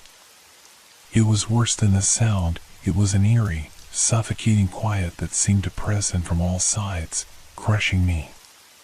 Then came the whispering. It started softly at first, like a murmur in the distance. I couldn't understand the words, but I knew somehow, that it was directed at me. The voices swirled around me, creeping under my skin, filling my head with their commands. They wanted something, needed something. I staggered forward, my mind racing. Was this the end? Was I meant to be part of this dark place forever, lost in the void with those creatures that had reached for me before? The thought filled me with a terror so raw, I felt as though my insides were being ripped apart. I kept moving, driven by instinct, my legs carrying me through the nothingness. But no matter how far I went, the darkness seemed to stretch on endlessly. There was no way out. No escape. And then, just when I thought I couldn't take it anymore, I saw a flicker. A tiny sliver of light in the distance. It was faint, barely visible, but it was there. I rushed toward it, desperate for anything familiar. Anything that might be real. As I approached the light, the air around me seemed to grow colder, denser. It felt wrong, unnatural, as though the light itself was something out of place, like it was calling to me. I hesitated, the fear gnawing at me. But I had no choice. I had to know. I had to find out what was waiting for me. I reached the source of the light. A small crack in the darkened void, like a break in the fabric of reality itself. The light that seeped through was blinding, but it was not warm. It was cold, sharp, unnatural. And behind it, something moved. I stepped closer. The crack widened, and the figure I had feared for so long stepped through. It was one of them. The shadowy creatures. But this time, it was different. It was no longer just a shape in the dark, it had a face. A twisted, contorted face, half human, half something else, something older, more ancient. Its eyes were hollow, deep wells of darkness that seemed to pierce through my soul. The mouth stretched wide, revealing rows of sharp, jagged teeth, far too many for any human. It moved toward me with a speed that didn't belong to anything from this world. The light flickered around it, casting long, grotesque shadows that danced on the walls of the void. I could feel the creature's presence, its hunger, its intent. It was coming for me. My heart raced, adrenaline surging through my veins as I turned to run. But there was no direction to run to. The space twisted and folded, the walls closing in tighter, the light dimming, swallowing me whole. I was trapped. The figure was almost upon me now, its breath hot and foul against my skin. I could hear its voice, low and guttural, whispering to me. The words were clear now. They weren't a command. They were a promise. You can never leave. The finality of its words settled over me like a cold blanket. There was no escape from this place, no salvation. I had entered a world that didn't belong to me, a place where the rules of reality didn't apply. And now I was part of it. I didn't struggle anymore. There was no point. I woke up again. But this time, I wasn't in the suffocating darkness. There was no thick air pressing on me, no oppressive void threatening to crush my every thought. I was back. I was in the house. I blinked, disoriented, and looked around. The familiar walls of the living room stretched out before me, the windows letting in pale morning light. It was all too normal. Too clean. I rubbed my eyes, trying to shake off the fog of sleep, but the confusion remained. I felt like I was drowning in a dream that had already crossed over into something more real. Something worse. I sat up, glancing around the room. There was no sign of the creatures. No signs of the darkness, no shadows creeping toward me. It was as if nothing had happened at all. But I knew better. I could feel it, the weight in the air, the way the house seemed wrong. The quiet was suffocating. It wasn't just silence, it was an unnatural stillness. Even the house seemed to be holding its breath, waiting for something or someone to move. I stood up slowly, my feet unsteady as I walked through the living room. The floorboards creaked beneath me, but there was nothing out of place. No odd noises. No dragging sounds. The house was eerily still. It seemed almost too still. Then, a flash of movement caught my eye. I turned sharply, heart pounding. There, in the far corner of the room, a figure stood. It was impossible to see clearly, just a vague shape. I wanted to scream, to run, but something in my chest held me frozen. It wasn't a person. It was them. The creatures. Their forms blurred in the edges of my vision, their features distorted and ever-changing. But one thing remained constant, their eyes. Black pits, staring into me with an emptiness that threatened to consume me. They weren't human, not even close. I backed away slowly, unable to look away from the figure in the corner. The house seemed to tilt, the walls stretching and shifting as if the building itself was alive. I tried to steady myself, but the terror crawling up my spine wouldn't let go. It was then I understood. The house had never been empty. The doorless walls, the twisted, shifting shadows, it had all been a trap. A labyrinth. A prison for whoever stepped too far, for anyone who dared to seek out the unknown. The house was a living thing, and it had taken me. Not just once, but again and again. I was caught in its loop, a loop I couldn't escape. The figure took a step toward me. No sound. No movement. But I felt it, felt the presence press down on me, suffocating, overwhelming. I could see its features now, clearer, though the more I saw, the more distorted they became. A face that was once human, but now twisted beyond recognition, as if the house itself had reshaped it, turned it into something unrecognizable. A reflection of its power.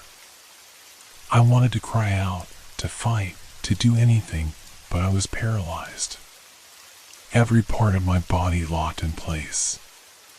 My mind screamed in terror, but my mouth wouldn't open. It was as if I had already been swallowed by the house, already claimed by its darkness. I tried to move, to break free, but I couldn't. The figure loomed closer, and with each step, the air grew heavier, the pressure mounting. My chest tightened. I couldn't breathe. I stumbled backward, knocking into something behind me. It was the wall. But it wasn't just any wall, it was alive, its surface rippling, as though it had flesh instead of stone. I screamed, the sound lost in the suffocating stillness of the house. And then, the whispering started again. It was soft at first, like a breeze moving through the cracks of an old building. But it grew louder, more insistent. The voices surrounded me, not just from one direction, but from everywhere. They spoke in unison, a chorus of promises, of warnings. "You belong here," they whispered. "You will never leave." The words wrapped around me, sinking into my skin, into my mind. I couldn't fight it anymore. I understood now. The house had always been waiting, always watching. I was just one more lost soul, drawn in by its strange allure, its doorless, timeless trap. As the figure reached out toward me, I felt the darkness close in. There was no escape. No hope. I had become part of the house. The house without doors, without an exit. Forever.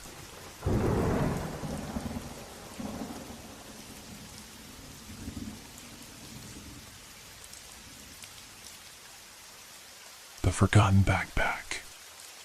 It was the kind of hike I had done 1,000 times before, the familiar trail winding through dense forest, the smell of pine and damp earth in the air. I had come to this mountain range for years, seeking nothing more than solitude and the peace that only nature could provide. But on this trip, something felt different. There was a weight in the air, a strange tension that made the trees feel a little too close, the silence a little too heavy. I was nearing a part of the trail I didn't recognize, an area I had somehow missed on previous hikes. The forest here was denser, the trees thicker, their branches twisting high above like ancient fingers. A feeling of unease settled over me. I chalked it up to the unfamiliarity of the path, the isolation. Then I saw it. Half hidden under a fallen branch, a black backpack lay forgotten on the forest floor. It didn't belong here. I could tell immediately. No one I knew ever hiked this far off the main trail, and the bag appeared worn, old, but not quite abandoned. The strap was frayed, the zipper slightly open, revealing a hint of papers inside. I paused. Curiosity tugged at me. There were no signs of anyone around, no tracks, no sound of footsteps. The backpack was eerily still, as though it had been there for years, untouched. I knelt down, my heart pounding for reasons I couldn't explain. As I carefully opened the bag, I found what appeared to be old documents, yellowed with age. Folders, letters, and photographs, all seemingly frozen in time. One photograph, in particular, caught my eye. It was a picture of a young man, smiling at the camera, dressed in hiking gear. A name was written on the back in faded ink, Liam Barlow. The name struck me as familiar. I couldn't place it immediately, but I had the strangest sensation that I had heard it before. There was something about this discovery that felt wrong, like it wasn't meant for me to find. The unease that had settled into my chest deepened. I quickly gathered the documents, shoving them back into the bag. But something about them didn't sit right. The more I stared at the faded photograph, the more I felt like I was staring at a ghost. I shook my head, trying to push away the creeping feeling that something terrible had happened. But that nagging feeling only grew stronger. I looked around once more, expecting to see someone, to hear something. But the forest was silent, unyielding in its stillness. I felt like an intruder in a place that didn't want to be disturbed. I didn't know what I was doing, but I decided to take the backpack with me. I had to know more. What were these papers? What happened to Liam Barlow?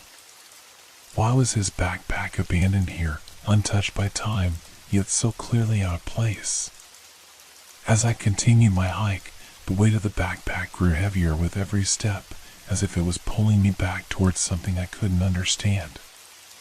That night, in the solitude of my cabin, I spread the documents out on the table. The pages were fragile, crumbling at the edges. Each letter, each piece of paper, spoke of a man who had disappeared without a trace. According to one letter, Liam Barlow had gone missing over 30 years ago while hiking in this very area. His case was never solved, no body was found, and over the years, he had become a local legend, a mystery lost to time. But as I read the words, something didn't add up. The documents were too detailed, too intimate, as though they had been written by someone who knew Liam personally. There were maps of the forest, notes about the terrain, and mentions of places that didn't exist on any modern maps. In some of the letters, there was talk of something else. Something dark. Whispers of the forest itself, of strange noises and sightings that couldn't be explained. The final letter I found chilled me to my core. It was dated just before Liam's disappearance. The writer spoke of a place in the woods, somewhere deep within the mountains, a place where the trees grew unnaturally close, where time felt warped. Liam had written about going to this place, convinced that it held the answers to his disappearance.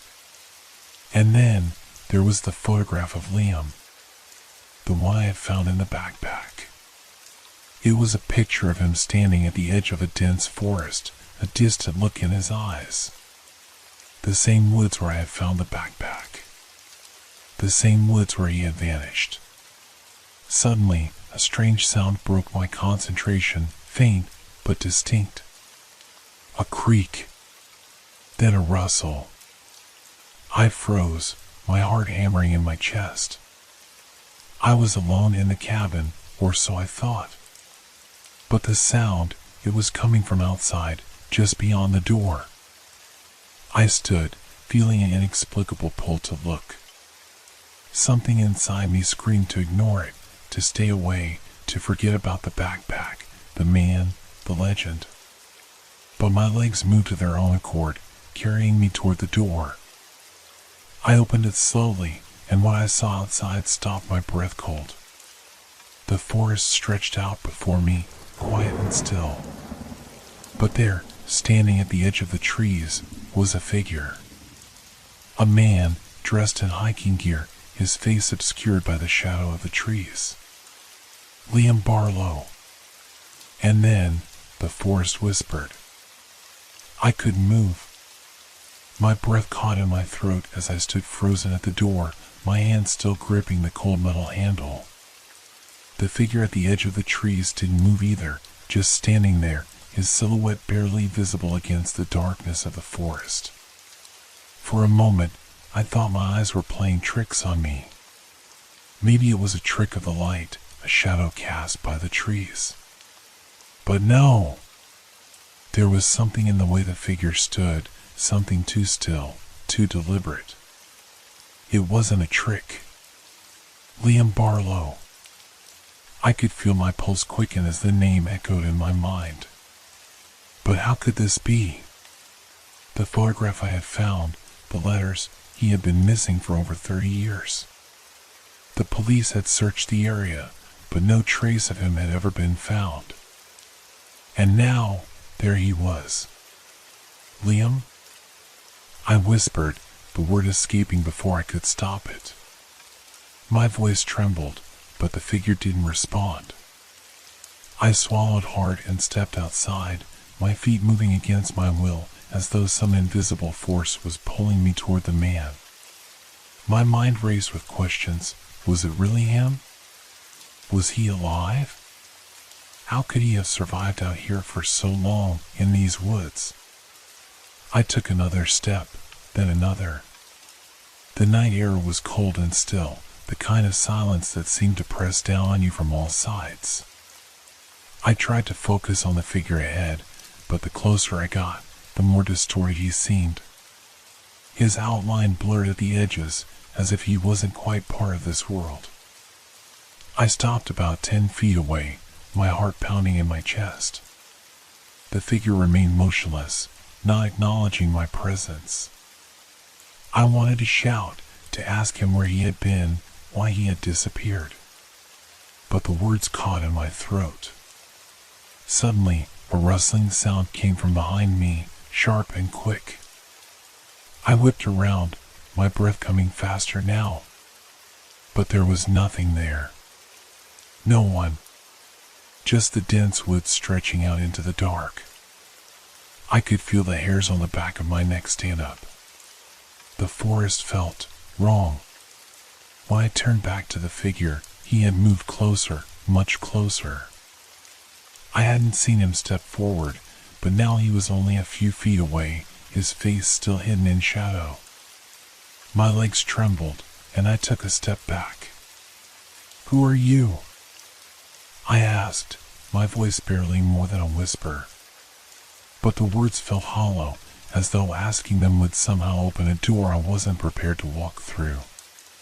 The figure tilted his head, and for a brief moment, I thought I saw a faint flicker of recognition in his eyes, eyes that seemed too old, too tired for someone who had supposedly been lost for so many years.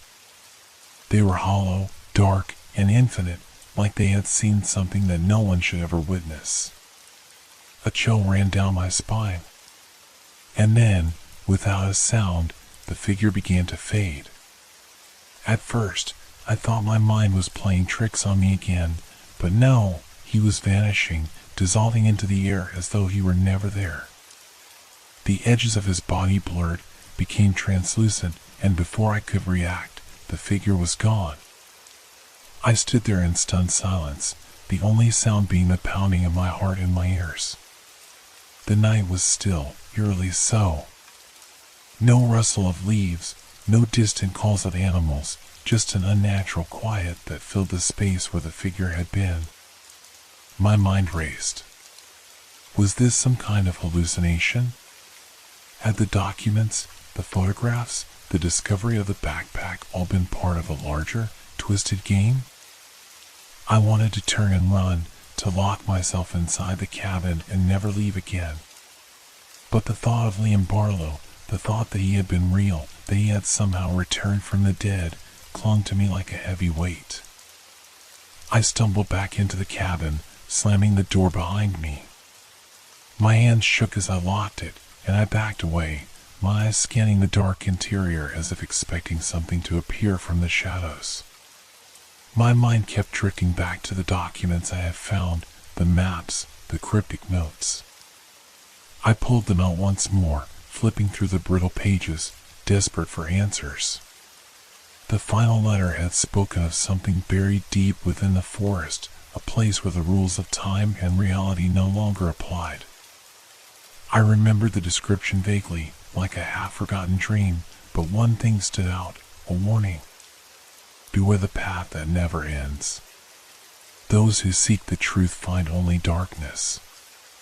Was that what Liam had been looking for? Was that what I had stumbled upon? Had I somehow opened a door that shouldn't have been opened? The minutes stretched into hours as I sat there, the documents scattered around me, the weight of the night pressing down on my shoulders. I couldn't shake the feeling that something was waiting, something dark and old, lurking just beyond the edge of reality.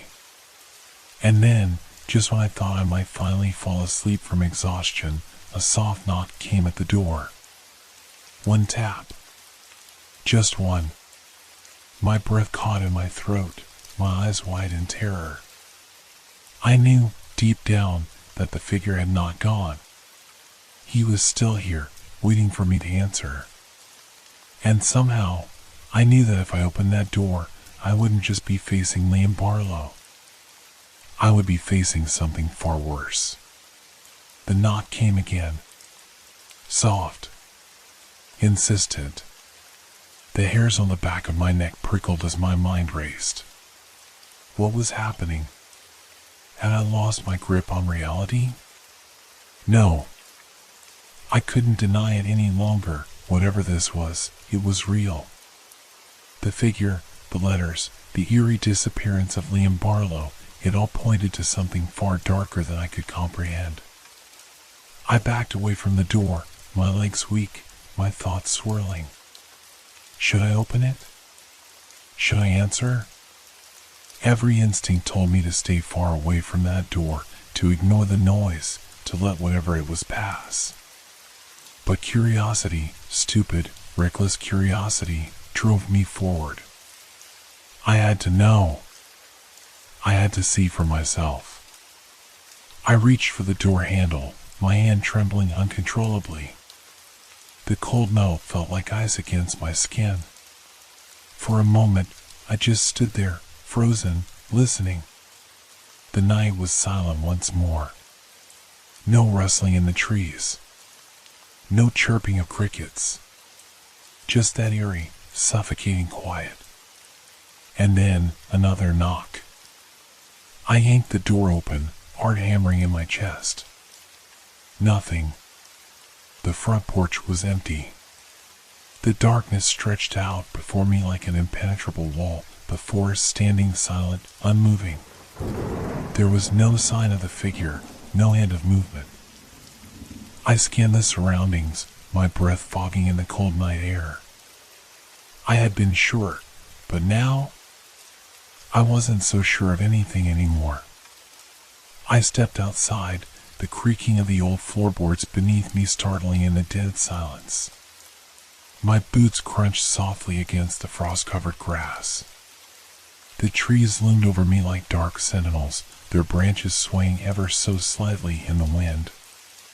The forest felt wrong, as if it were holding its breath, waiting for something to happen. I felt it then. A presence. A weight on my chest, pressing down as though the very air had thickened. The same feeling I had when I had first seen the figure. I wasn't alone. I hadn't been alone at all. I whirled around, but there was nothing behind me. Just the shadowed door of the cabin. The quiet hum of the night wrapped around me like a blanket, almost suffocating in its stillness. But then, I heard it. A whisper. Soft, so soft that I almost thought I had imagined it. A voice, faint, familiar. Help me. I froze. The words seemed to echo in my mind, not from the night around me, but from somewhere deeper, closer. My heart slammed in my chest as I turned in a slow circle, looking for the source. There, just at the edge of the trees, I saw it again. A figure. Barely a shape in the darkness, but I knew. I knew it was him. Liam Barlow.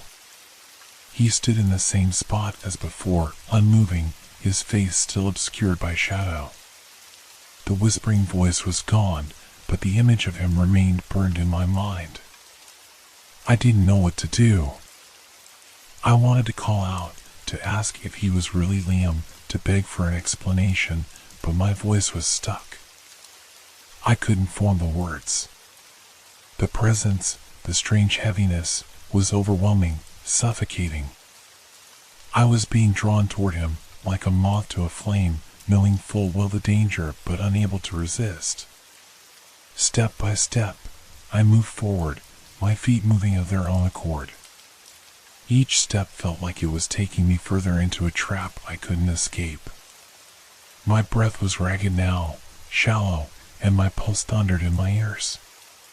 The figure didn't move, didn't react. But as I got closer, I saw it, the faint glow of something in his hand. A piece of paper, crumpled, stained with age. The same paper I had seen in the backpack. One of the documents. The one with the cryptic warning. He lifted the paper slowly, deliberately, as if offering it to me. I reached out, almost without thinking, my fingers brushing the cold, worn edge of the page. Suddenly, a wave of dizziness hit me, and I staggered back. My vision blurred, the world spinning around me. The darkness seemed to deepen, swallowing everything in its path. I blinked rapidly, trying to clear my head, but when I opened my eyes again, he was gone. I stood there, in the middle of the night, breathless and trembling.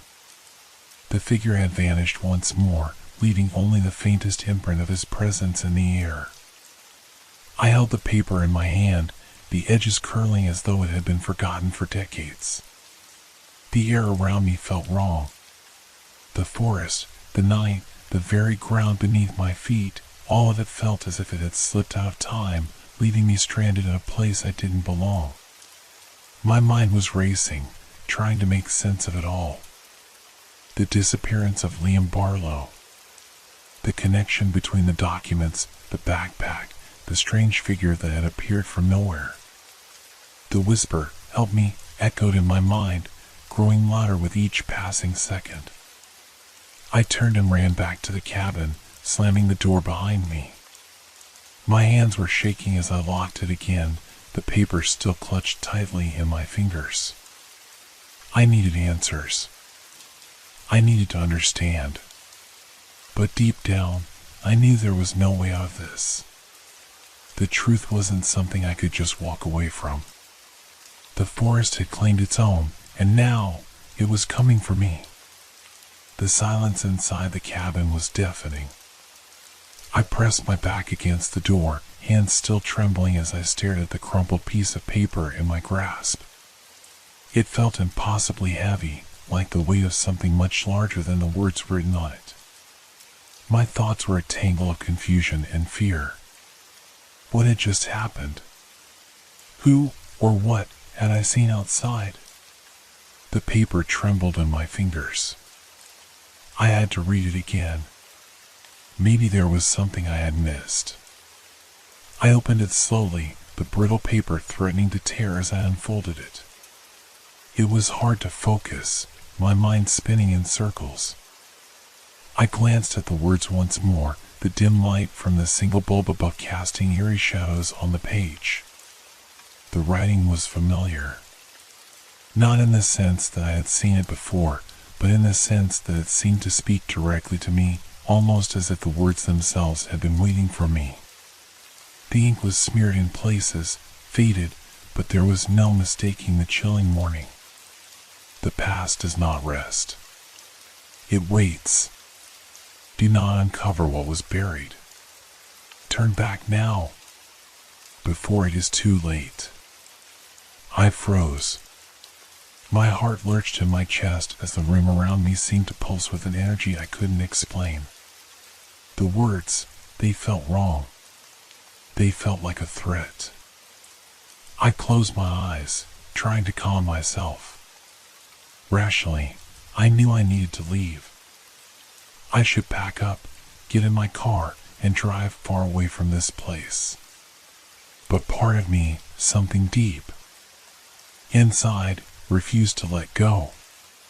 There was a part of me that knew this was more than a random coincidence. There was a connection between me, the documents, and Liam Barlow. But what was it? The knock at the door came again. This time, it wasn't soft. It was urgent, rapid, like a frantic pounding. My breath caught in my throat. I didn't want to open it. I didn't want to look outside again, but the thought of ignoring it, of staying trapped in this cabin with whatever was haunting me, was worse. I placed the paper on the small table and walked toward the door. The knocking continued, faster now. Louder. Who was it? I pressed my hand against the cold wood of the door, the thumping sound growing more insistent, more unnerving. I could feel the vibrations beneath my palm, like something, or someone, was desperate to get inside. I held my breath. I didn't know what to expect when I opened that door. All I knew was that it was getting harder to ignore the growing sense of dread in the pit of my stomach. One last time. I reached for the handle, my fingers brushing it as the world seemed to tilt around me. I turned the knob and pulled the door open with a force that surprised even me. There was nothing there.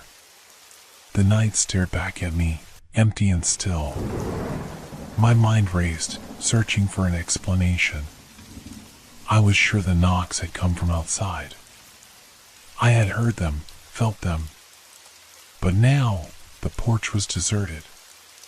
The trees loomed silently, and the forest stretched out in every direction. Not a sound. Not a movement. I stepped outside, feeling the cold air bite at my skin. There was no sign of the figure, no hand of anyone nearby. Just the heavy silence that hung in the air. Then, I noticed it. In the distance, just past the edge of the trees, there was a faint flicker of light.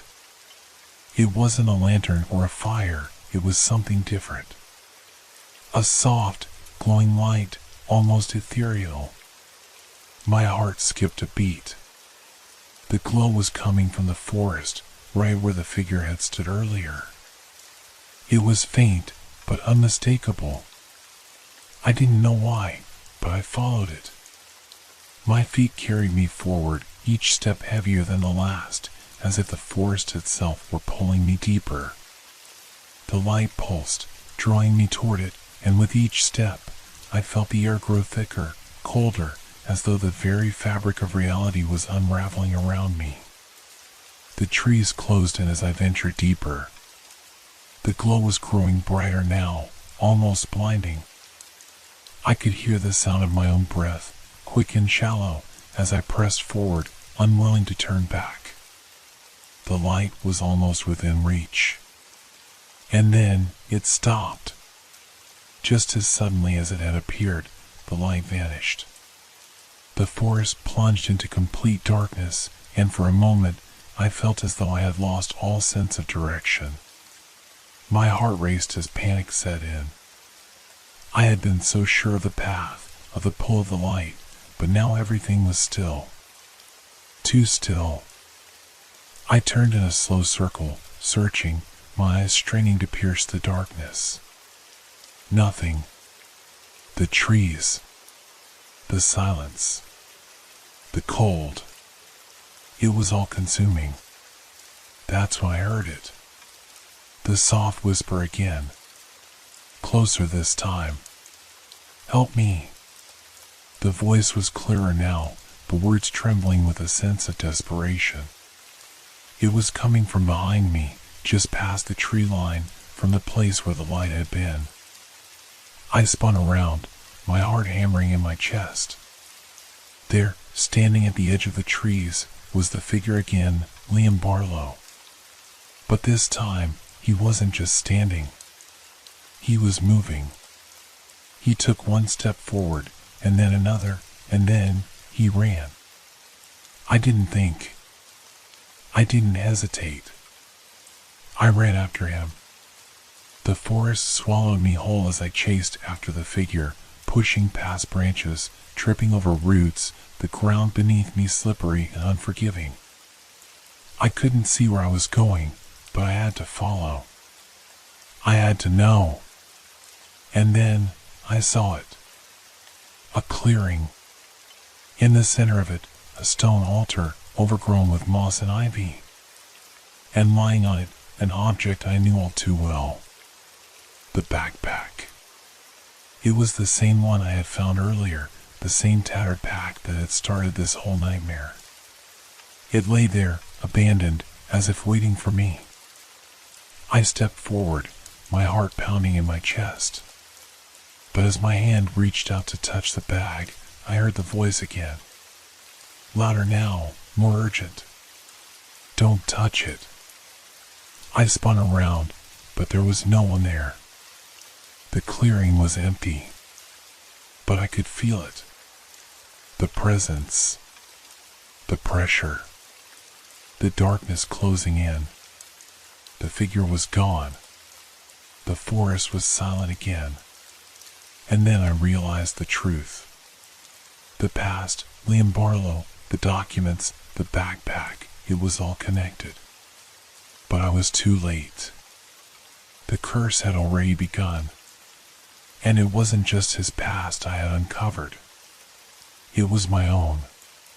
The ground beneath me seemed to tremble as the first whispers of the end reached me.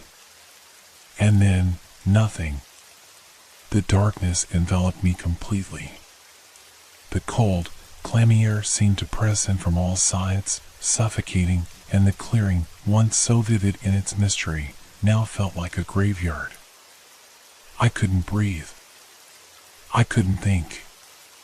The feeling of being watched was overwhelming, like something unseen was drawing closer with every passing second. I took a hesitant step back, my feet unsteady, my pulse racing.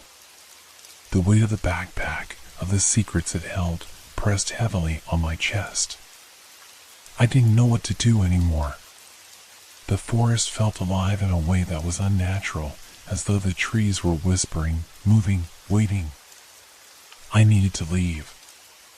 I had to get back to the cabin and away from whatever had been triggered by this place. But something in me couldn't move. My eyes kept drifting back to the altar. The bag. The way it seemed to shimmer faintly in the dim light. And then I heard it. A soft rustling from the trees behind me. I whipped around, my breath caught in my throat. No one. Nothing. Yet the sound continued, growing louder, like footsteps crunching the dry leaves underfoot. "Liam?" My voice cracked, barely a whisper. There was no response, only that creeping rustling.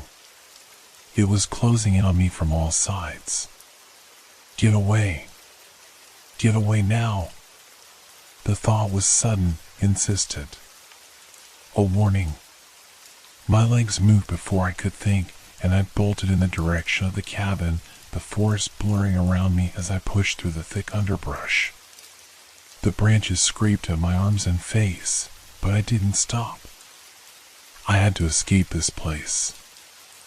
I had to leave whatever this was behind. But even as I ran, the feeling of being followed didn't fade. The footsteps were behind me. They were always behind me. I glanced over my shoulder and saw nothing, but the feeling lingered, as if the shadows themselves were pursuing me. I stumbled as I entered the clearing near the cabin. My heart pounded in my ears, my breath coming in ragged gasps. I was almost there, almost safe. I reached the door, pulling at the handle, but it wouldn't budge. The lock. The damn lock had jammed again. I cursed under my breath, pulling harder, panic rising in my chest. The footsteps were closer now, not just from behind, but from all directions. A faint rustling all around me, closing in, creeping into my mind. And then, just as my hands shook with fear, the door opened. It wasn't the latch or my strength that had done it, but something else, something unseen. The door swung wide, inviting me in. I didn't think. I just ran inside, slamming the door behind me. The lock clicked into place. I pressed my back against it, breathing heavily, my eyes darting around the dark cabin. Nothing. Just the quiet. The horrible quiet. But the unease didn't leave. The air in the cabin felt thicker now, as though the very space I stood in had changed. The walls seemed to close in, suffocating me. I could feel the presence, whatever it was, surrounding me. Watching. I turned, staring at the rucksack still on the table. The documents. The letters. The name. Everything was connected, and it was all pointing toward one thing. I had to find out more. I had to understand why they come after me. But as I stepped toward the table, the lights flickered once more. The world around me seemed to shift, as if time itself was warping. The walls groaned, as though the cabin was alive, groaning under the weight of its own history. And then it happened. A soft voice. Right behind me. "You shouldn't have come." I spun around, my heart nearly stopped in my chest. There was no one there. The words were clear, distinct, and they weren't in my head. The voice was as real as the air I breathed, and I felt the hairs on the back of my neck stand up. I swallowed, trying to steady my breath, but the room felt suddenly colder. I stepped back, my feet stumbling as I made my way toward the corner of the room. I wanted to escape, but I couldn't. I couldn't tear myself away from the bag, from the documents, from the pull of whatever force was at work here. It was then that I realized. The documents weren't just about Liam Barlow. They weren't just about a man who had disappeared. They were about me. My name, written in the same hurried, smudged handwriting that filled the pages. The same details, the same story, but now it was my life that was being described. I felt a cold shiver run through me as the truth dawned. I wasn't supposed to be here. The door behind me creaked, and I turned, half expecting to see someone standing in the threshold. Instead, I saw the shadow of a figure, a dark, tall shape, standing just outside the door, beyond the glass. I froze, my heart racing in my chest. But it wasn't Liam Barlow. It was me. The figure, with its long, dark hair and the same clothes I was wearing, stood motionless. I stared, frozen, as the shadow of myself raised a hand. Slowly, deliberately. And then it knocked. Knocked 3 times. Knock. Knock. Knock. I couldn't breathe. I couldn't move. And I realized I was never supposed to leave. Everything around me began to shift, the room tilting, reality warping. The shadows stretched impossibly long, reaching out for me. And then everything went black.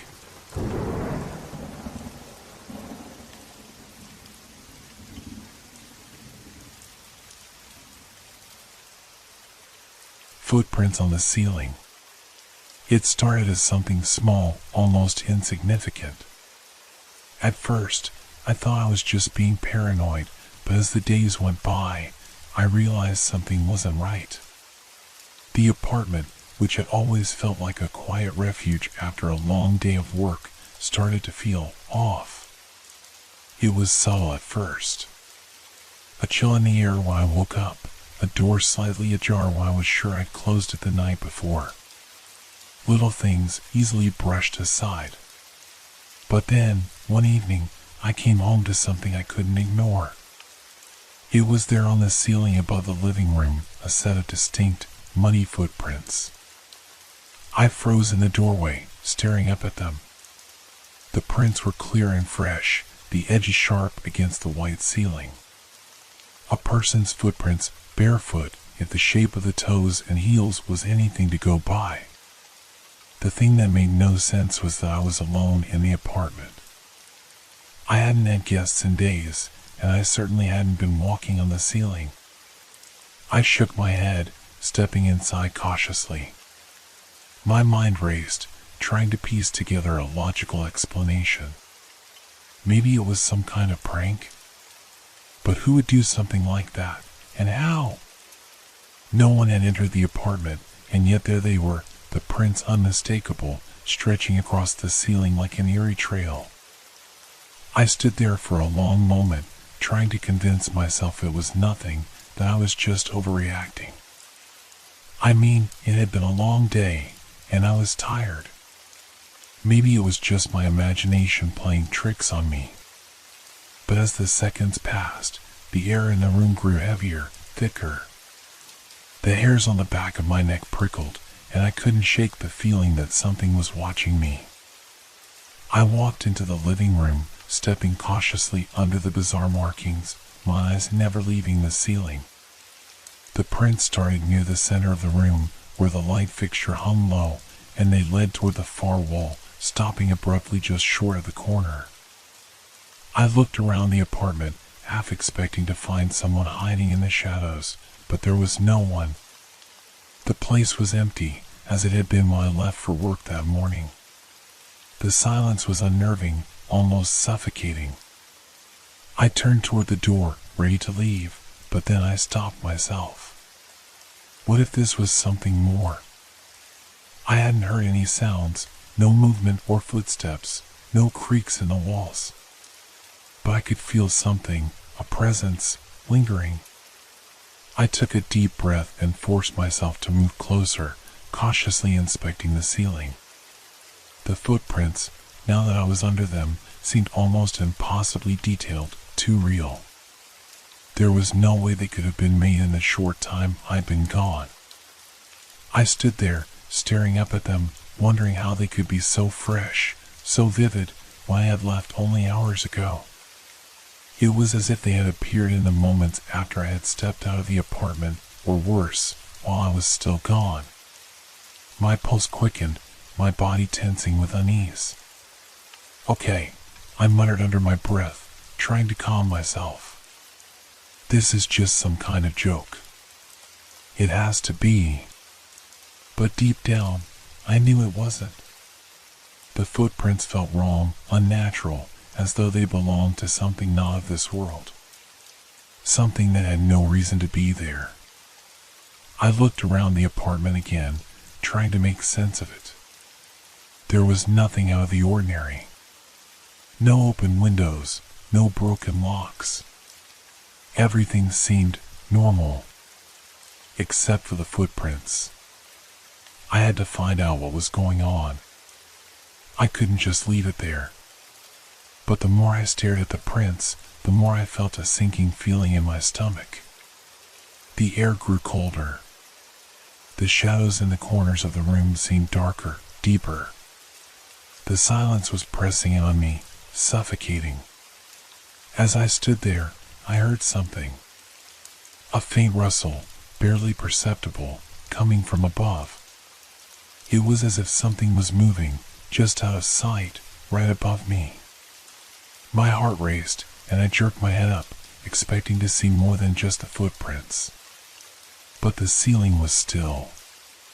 Empty. I shook my head, trying to clear the thoughts swirling in my mind. It's just my imagination, I told myself. I'm just tired. But deep down, I couldn't shake the feeling that something had changed in the apartment. Something had entered the space with those prints. And it wasn't going to leave. I turned on the lights, hoping the brightness would calm my nerves, but it didn't help. The feeling of unease only deepened. I couldn't stay here alone. Not tonight. I had to get out of the apartment. My heart was racing as I grabbed my keys and slipped into my coat, still half expecting someone or something to be lurking behind me. I rushed to the door, but just as my hand touched the handle, I stopped. The faint sound of something brushing against the floor echoed through the silence. I turned, my heart skipping a beat, but there was nothing there. The apartment felt too still, too unnatural. Every corner seemed darker, more threatening. The living room felt smaller, the walls pressing in on me. I couldn't shake the feeling that the footprints weren't just a bizarre prank, they were a warning. I walked back into the living room, my eyes once again drawn to the ceiling. The prints were still there, unchanged. The shape of each step was too perfect, too precise, to be random. I felt a shiver run down my spine as I tried to make sense of it. The logical part of me screamed for an explanation, but nothing made sense. How could footprints just appear on the ceiling? The air around me seemed to thicken, and I felt a suffocating weight in my chest. It was as though the apartment had grown darker, despite the lights being on. A low hum filled the room, like the sound of an electrical current running through the walls, faint but persistent. I tried to focus, to push the fear back, but it wasn't working. The more I stared at the prints, the more I realized they weren't just random, they seemed deliberate, almost as though they were leading somewhere. Stop it, I muttered to myself, trying to steady my breath. You're imagining things. But the prints wouldn't let me go. They were pulling my attention, urging me to follow them. I took a tentative step forward, my eyes glued to the ceiling. The prints seemed to grow closer, the edges of each step sharper. I could almost feel them, like a whisper at the back of my mind, urging me to look closer. I reached the wall where the footprint stopped. The last print was near the corner, right above the small bookshelf. My eyes scanned the area, searching for something, anything that could explain what was happening. I was desperate for an answer. And then I saw it. At first, it was subtle. A shadow, stretching across the wall, just out of the corner of my eye.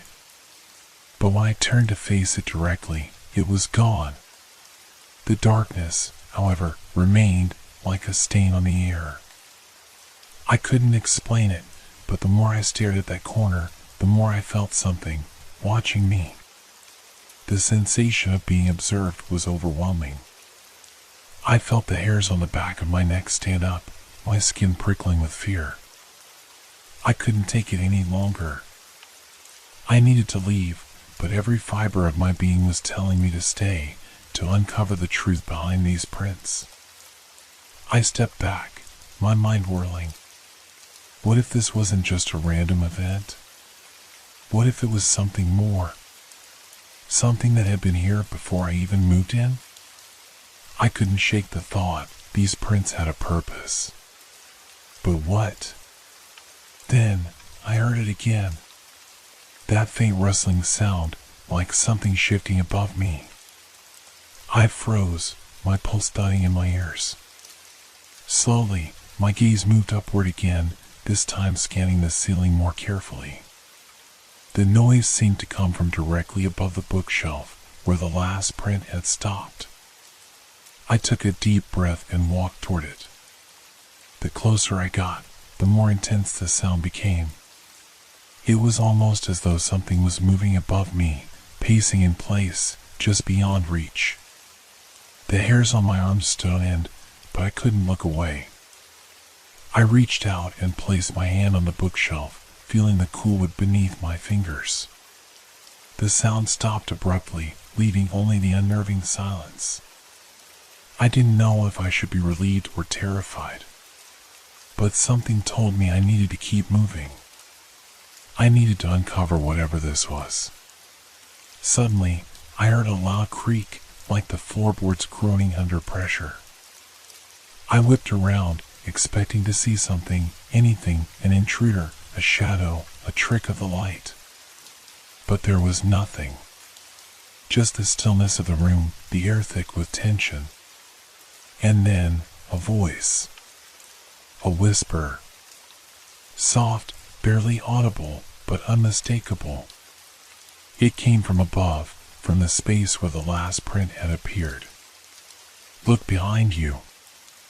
I froze. The room seemed to tilt, the walls distorting as the voice echoed through my mind. My body moved of its own accord, as if something was compelling me to turn around. Slowly, I turned. And there, standing in the doorway, was a figure. A man, his face pale and twisted, eyes hollow and empty. His body was hunched as though he were just barely standing, his limbs unnaturally long. The room seemed to grow colder as his presence filled the space. I wanted to scream, but the words stuck in my throat. I wanted to run, but my legs wouldn't move. I was frozen in place, staring at this thing that shouldn't have been there. What do you want? I managed to whisper, my voice trembling. The figure didn't respond. It only stared at me, those hollow eyes piercing through me like an invisible blade. The room felt like it was closing in, the air thick and suffocating. Then, just as quickly as it had appeared, the figure vanished, leaving nothing but a lingering chill. The silence returned, oppressive and deafening. I stood there, my heart racing, my mind reeling. The prints on the ceiling. The whisper. The figure. They were all connected, and I was part of something I couldn't understand. One thing was clear, I couldn't stay here any longer. But the more I thought about it, the more I realized I might never be able to escape. I needed to find out what was happening before it was too late. I couldn't just leave. Not yet. The more I thought about it, the more I realized that something had been calling me, something pulling me into this nightmare. But what was it? And why me? I backed away from the door, unwilling to leave. There was no way I was stepping out into the unknown when the answers were so close, hidden right inside these walls. I had to figure it out. The figure in the doorway, the footprints, it was all part of something bigger, something far more dangerous. The air in the apartment felt like it was pressing in on me, thick and suffocating. The light from the lamp above me flickered, casting shadows that twisted unnaturally across the room. My breath felt shallow, my chest tight with fear. I stood frozen for a moment, unsure of what to do next. I turned to face the ceiling again. The prints hadn't moved, but they looked different now. The edges seemed sharper, more pronounced, as though they were growing, expanding outward. My mind raced. What was happening to me? Why couldn't I just leave? I stepped toward the bookshelf again, my fingers brushing against the wood. The faint whisper of the figure's voice still lingered in my ears. Look behind you. What did it mean? Was the figure still here? Was it watching me? I glanced nervously over my shoulder, but there was nothing. No one. Just the cold, empty apartment.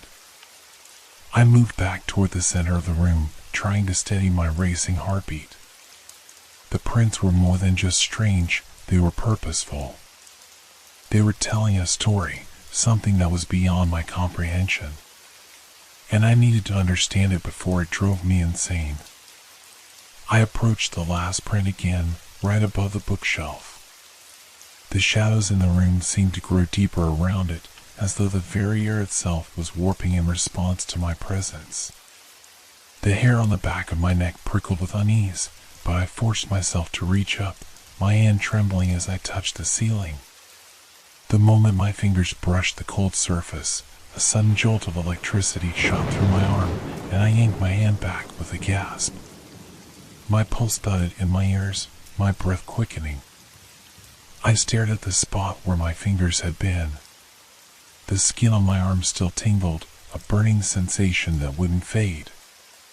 Something was wrong. I looked around again, my gaze darting from one corner of the room to another. The shadows were closing in, and I could feel them pressing against me, as though they were alive. My eyes flicked to the floor, to the walls, to the ceiling, everywhere but the door. I couldn't tear myself away from the prints. They were too hypnotic. I reached for the light switch, hoping to break the spell that had a hold of me. But when I flipped it, nothing happened. The room stayed in its dim, flickering state. My heart raced faster. No, this isn't real. This can't be real. But the air around me felt real, thick with a sense of dread that weighed heavily on my chest. I needed answers. I had to know why this was happening. And I needed to find out fast before it consumed me. In a moment of panic, I grabbed my phone from my pocket, hoping to call someone, anyone. I dialed the number of a friend, but the call didn't go through. The phone seemed to be malfunctioning, the screen flickering as though something was interfering with it. I slammed the phone back into my pocket, frustration bubbling inside me. There was no way I could escape now. No one could help me. I was on my own.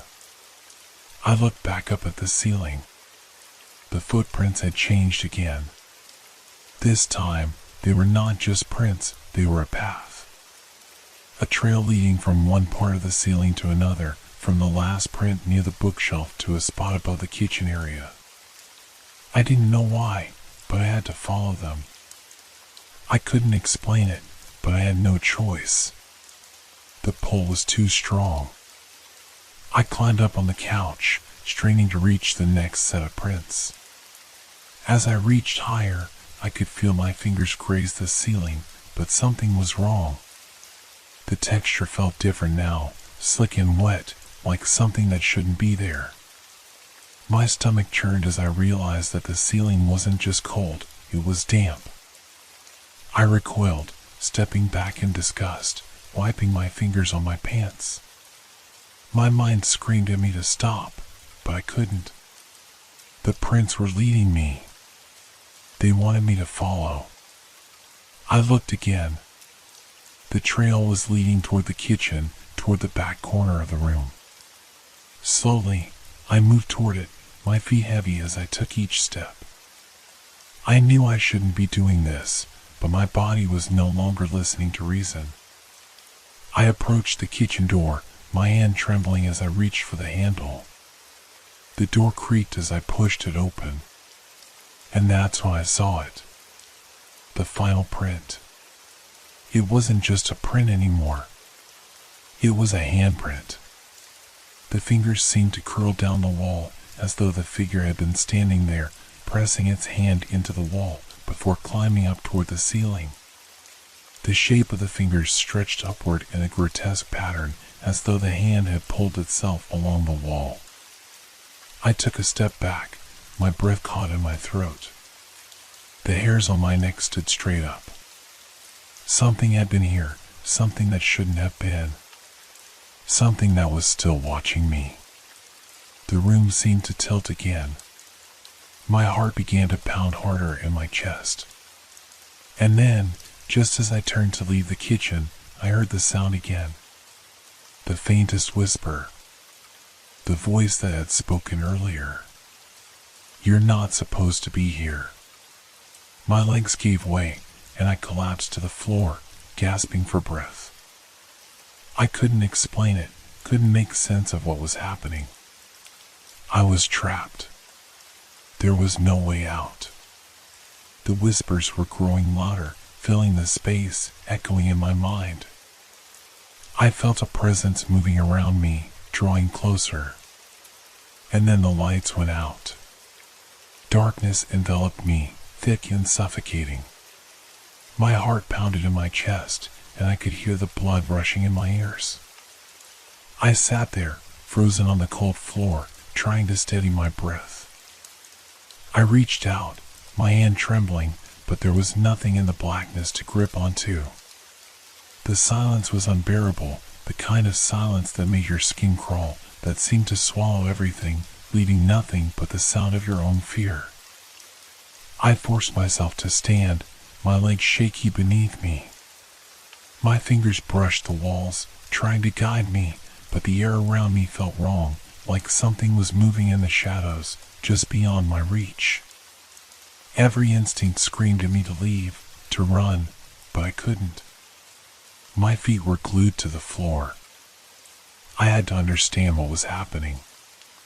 I fumbled for my phone again, praying that the screen might come back to life. The weak glow illuminated my trembling hands, casting eerie shadows on the walls. The screen flickered once more, showing the time. It was past midnight.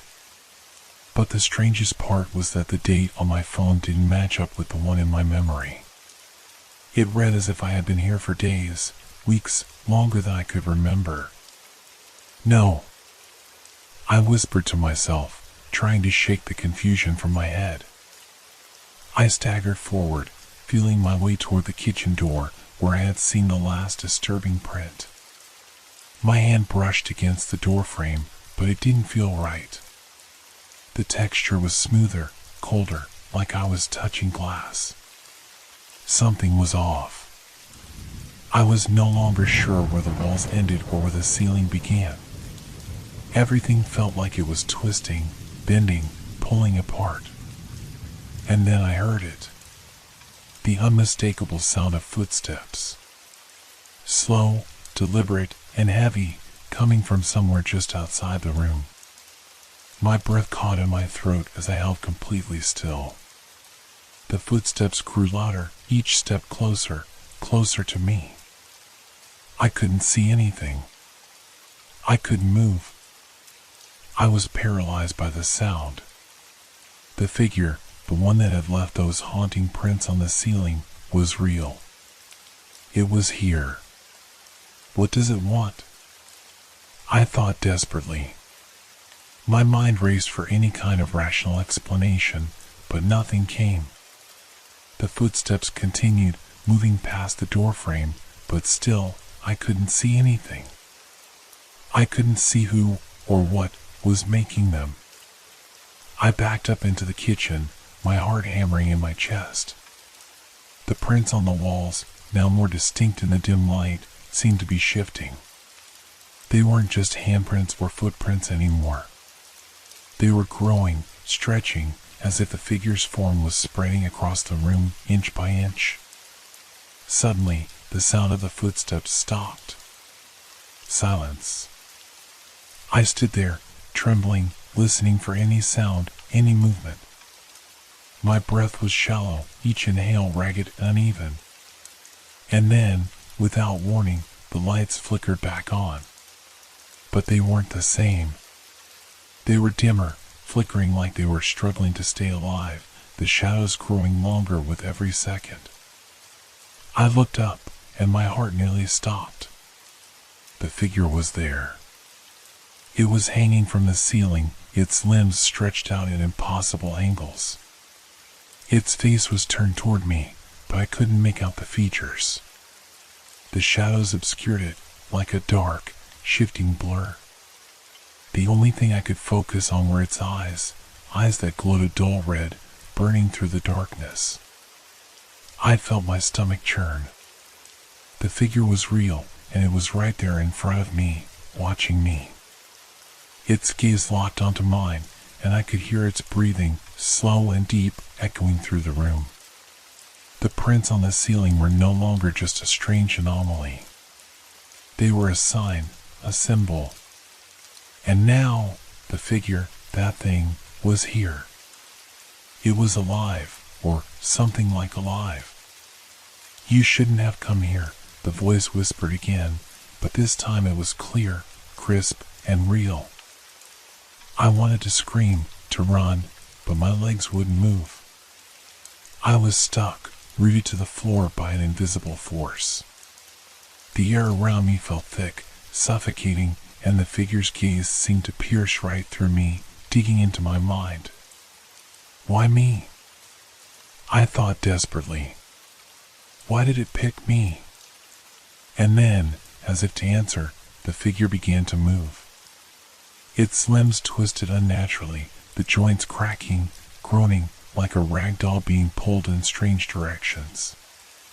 It crawled down the wall, the tips of its fingers brushing against the floor. The prints on the ceiling were multiplying, filling the space, growing more frantic, as though someone, was coming closer. With a sudden, sharp motion, the figure dropped, landing with a sickening thud on the floor. It stood, towering over me, its movements jerky and erratic, its face still hidden in shadow. "Run," the voice hissed in my ear, but it wasn't a whisper this time.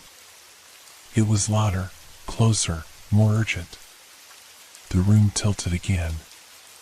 The walls seemed to close in around me, pressing down, squeezing the air from my lungs.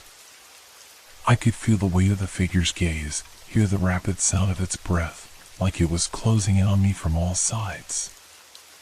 I was running out of time. I knew I had to get out. But the door, it was gone. There was no way out. I was trapped. And then, as if the room itself had decided I wasn't leaving, I felt the cold touch of fingers on my shoulder. The touch was icy, like a hand made of pure frost. It lingered on my shoulder for a moment, sending a jolt of terror straight through my spine. I couldn't move, couldn't even scream. My heart hammered in my chest, and my vision blurred with panic. I spun around, forcing my body to react, but there was nothing. No one. The figure, the thing that had been on the ceiling, had disappeared. For a split second, the room felt empty, still, like it was holding its breath. But that wasn't the worst part. The worst part was the silence, a silence so complete that it rang in my ears. The air felt heavier, thicker. My own thoughts sounded muffled, distant, as though I was underwater. Every instinct told me to run, but where could I go? The door was no longer where I remembered it being. The windows? Closed, sealed shut with an unnatural force. I turned slowly, my eyes scanning the room for anything that could offer an explanation, anything that could tell me where I was, why I was here. And then I saw it. Above me. On the ceiling. The prints had spread further, winding in a chaotic, twisting pattern. The marks were no longer just footprints, they were growing, expanding, twisting into shapes that defied logic. Some seemed to ripple, as if the ink from the prints were bleeding into the air, forming tendrils, stretching out like a web, ready to ensnare me. I took a step back, and my feet slid against something slick on the floor.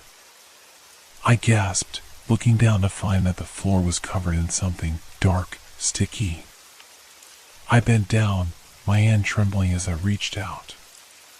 The substance was cold, wet, and unmistakably blood. I stumbled back in shock, but that was when I saw it, the shadow in the corner of the room. It was barely a shape, a blur, but it was there, crouching, waiting. Its form flickered in and out of existence like a bad television signal, constantly shifting, never quite solid. The whispers returned, growing louder, more urgent. "You shouldn't have touched it," the voice hissed, coming from all directions at once. I staggered back, my mind spinning, my body shaking with fear. I felt the walls closing in on me, the air growing colder, thicker with dread. The prints on the ceiling began to pulse, as if the house itself was alive, breathing, shifting, feeding off my fear. I had to escape. I had to get out. With all the strength I could muster, I lunged for the nearest window, banging my fists against it in desperation. It didn't give. My knuckles bled, but I didn't stop. I hammered the glass, knowing it was my only way out. Then a hand grabbed me. I whipped around, but there was no one there. It was the room, the air itself, that had taken hold of me, wrapping its invisible fingers around my arms and legs, holding me in place. The more I struggled, the tighter it gripped. My breath came in ragged gasps, and the walls seemed to shift, to breathe in time with me. The shadow moved closer, its form flickering with more substance now. I could hear it, a low, growling hum, like a deep, endless vibration coming from its very core. It was getting closer, closer to me, and I felt its presence pressing against my chest, suffocating me. "You shouldn't have stayed," the voice rasped in my ear, as if it were whispering from inside my head. I tried to scream, but no sound came out. I tried to push forward, but my body wouldn't obey. I was trapped in a nightmare I couldn't wake up from, suffocating in the dark, surrounded by something that was both alive and not alive, something that had no form but existed nonetheless. I wanted to break free. I had to get away. And then, just as my mind was beginning to slip into pure panic, the darkness receded. The room was still, eerily quiet. The weight on my chest was gone. The oppressive air had lifted, leaving only the sound of my own ragged breathing. I stood there, trembling, my mind struggling to process what had just happened. The figure, the prints on the ceiling, they were gone. The room was still. But I wasn't alone. I felt it. It was still there, lingering in the corners of my mind, just out of sight, waiting, watching. And in that silence, in the aftermath of the chaos, I realized the truth. The house wasn't just a place. It wasn't just an abandoned space or an empty building. It was a trap. And now, I was part of it. As I turned to leave, I felt the cold, invisible fingers grip my arm again. My body went stiff, and I knew, without a doubt, that I would never escape. The house had already claimed me.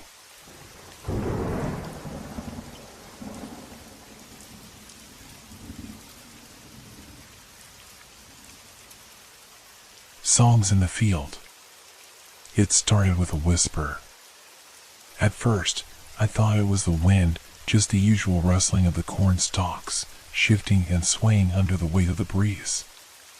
But then I realized it wasn't wind. It was something else, something I couldn't quite place. A sound that didn't belong in the field. I'm Henry. I've lived on this farm all my life, and I've heard every sound the land has to offer. The creak of the barn door, the low hum of the tractor, the chirp of crickets at night. But this was different. It began one evening as the sun dipped below the horizon, casting long shadows over the field. I was finishing up my chores, checking the fence posts and making sure the equipment was all in its place for the night. The air was thick with humidity, and the sky had that heavy, purple glow that comes before the stars begin to show.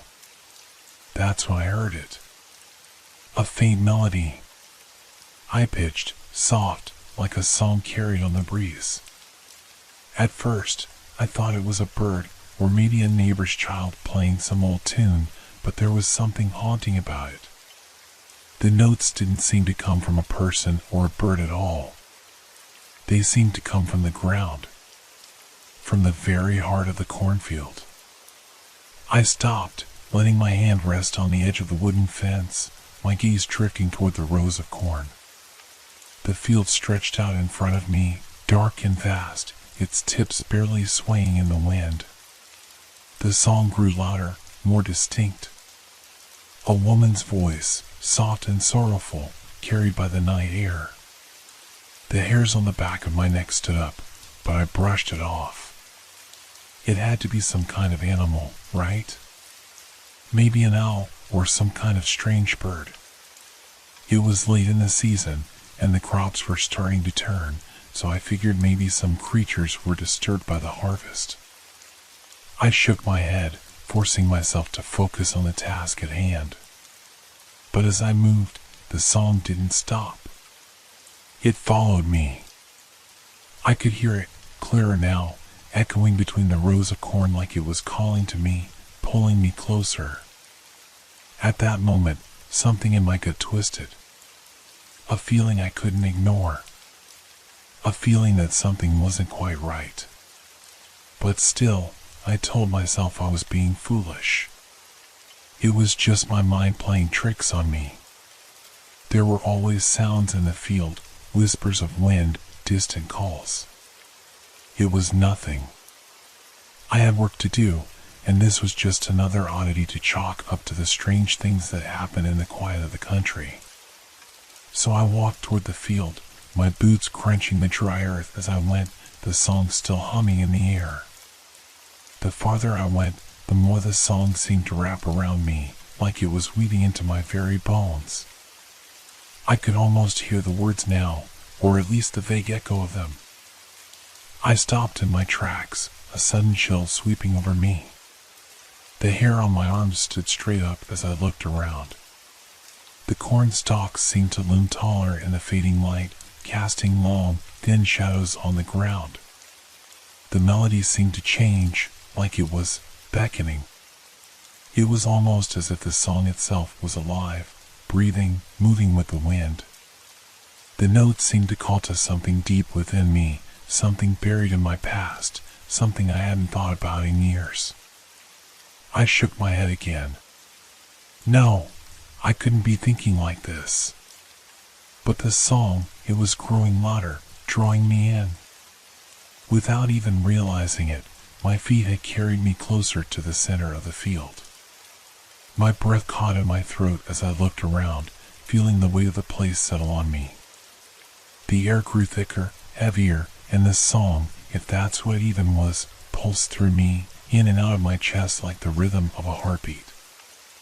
I shouldn't have gone further. Something was wrong. Something about this felt wrong. But I didn't turn back.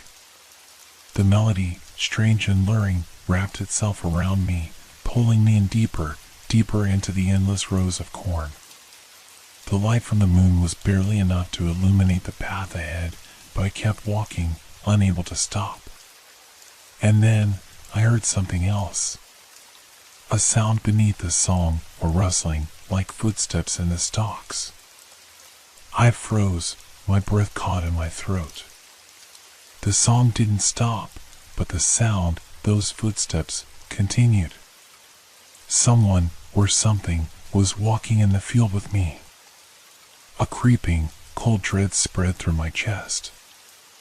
I wasn't alone. And that's when I realized there was no wind. The song was real. And it was drawing me in, leading me somewhere I didn't want to go. I stood frozen in place, every muscle in my body tense. The footsteps, the ones that seemed to follow me through the rows of corn, grew louder. They weren't random, like the shuffle of some animal or the wind rustling through the stalks. No, these were deliberate. Slow, but purposeful. And they were moving closer. My heart began to race, pounding against my ribs. The song in the air, that haunting melody, seemed to blend with the sound of the footsteps, like they were part of the same rhythm, part of the same twisted dance. The music was no longer just a song. It had turned into something else. Something alive. I tried to call out, but the words caught in my throat. My voice felt swallowed by the vast emptiness of the field, as though the air itself was thick with an unseen pressure. I couldn't breathe. I couldn't move. All I could do was listen, trapped in the eerie quiet of the night, surrounded by the strange music and the growing footsteps. They were right behind me now. I could feel it. I spun around, my eyes scanning the dark rows of corn, but I saw nothing. Just the shifting shadows, the tall stalks standing like silent sentinels, unmoving. The air was still, save for the whispering of the song. I squinted, trying to make out any figure in the distance, but there was nothing. The footsteps had stopped. Was I imagining this? My breath came in shallow gasps as I tried to convince myself that it was just the isolation getting to me. After all, I had worked late into the night before, and this land, with its wide stretches of emptiness, could play tricks on a man's mind.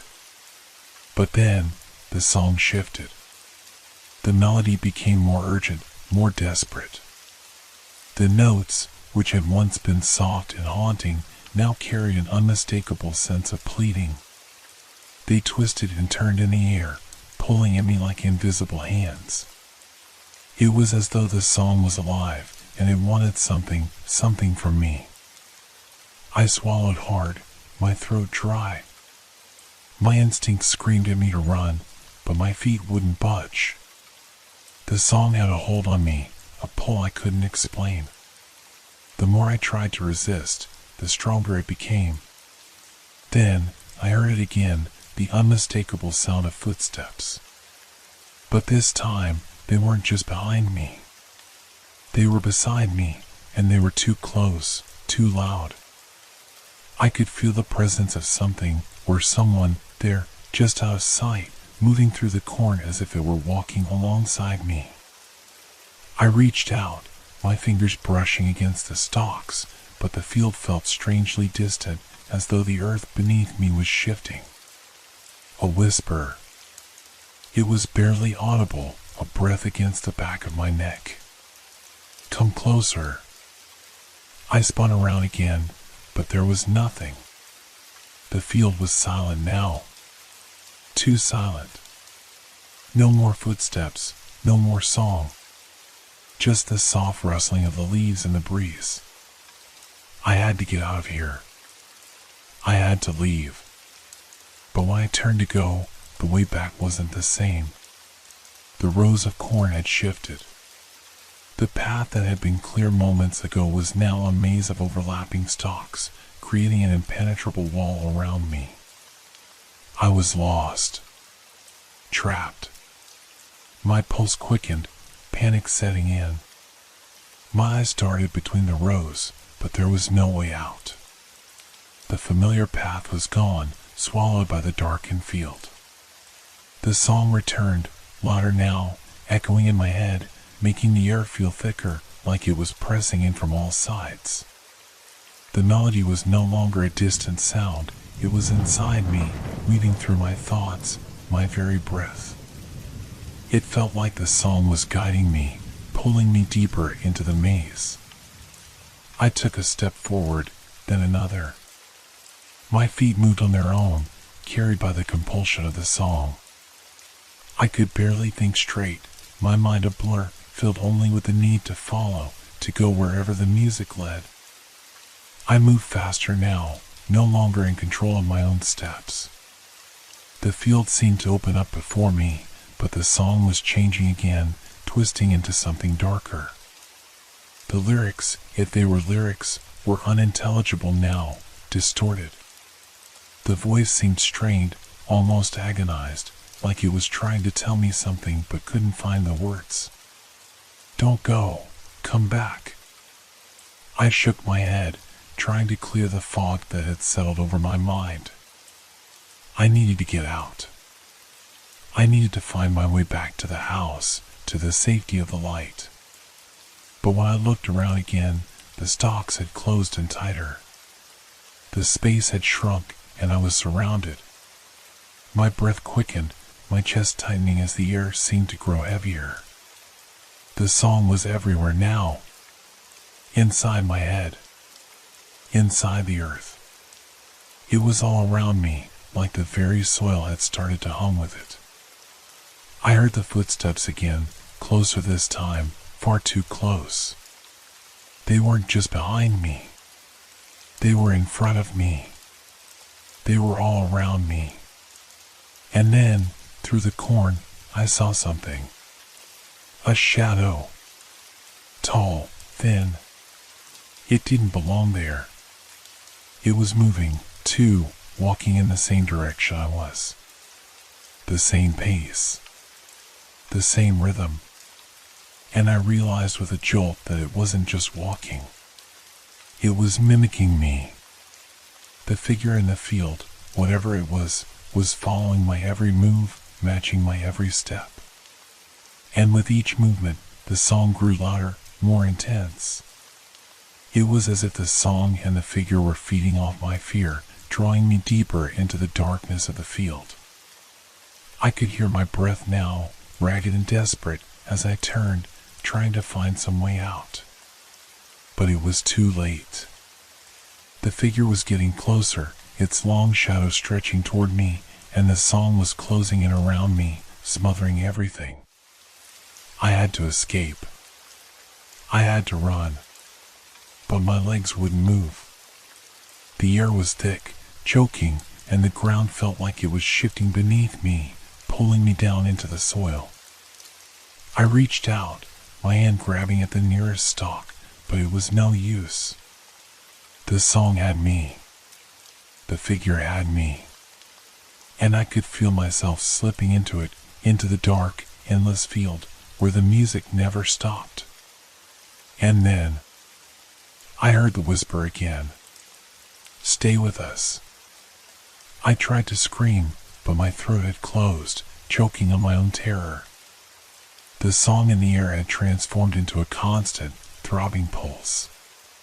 It wasn't music anymore, it was a force, a presence that wrapped itself around my mind, squeezing tighter with every passing second.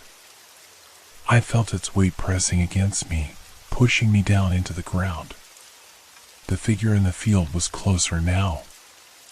I could see it clearly, standing motionless among the rows of corn. It wasn't human. At least, not in the way I understood human. Its shape was wrong, too tall, too thin, its limbs impossibly long, like the stalks around me, twisted and bent in unnatural angles.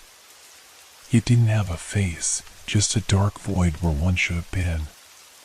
And yet, I could feel its eyes on me, invisible yet piercing.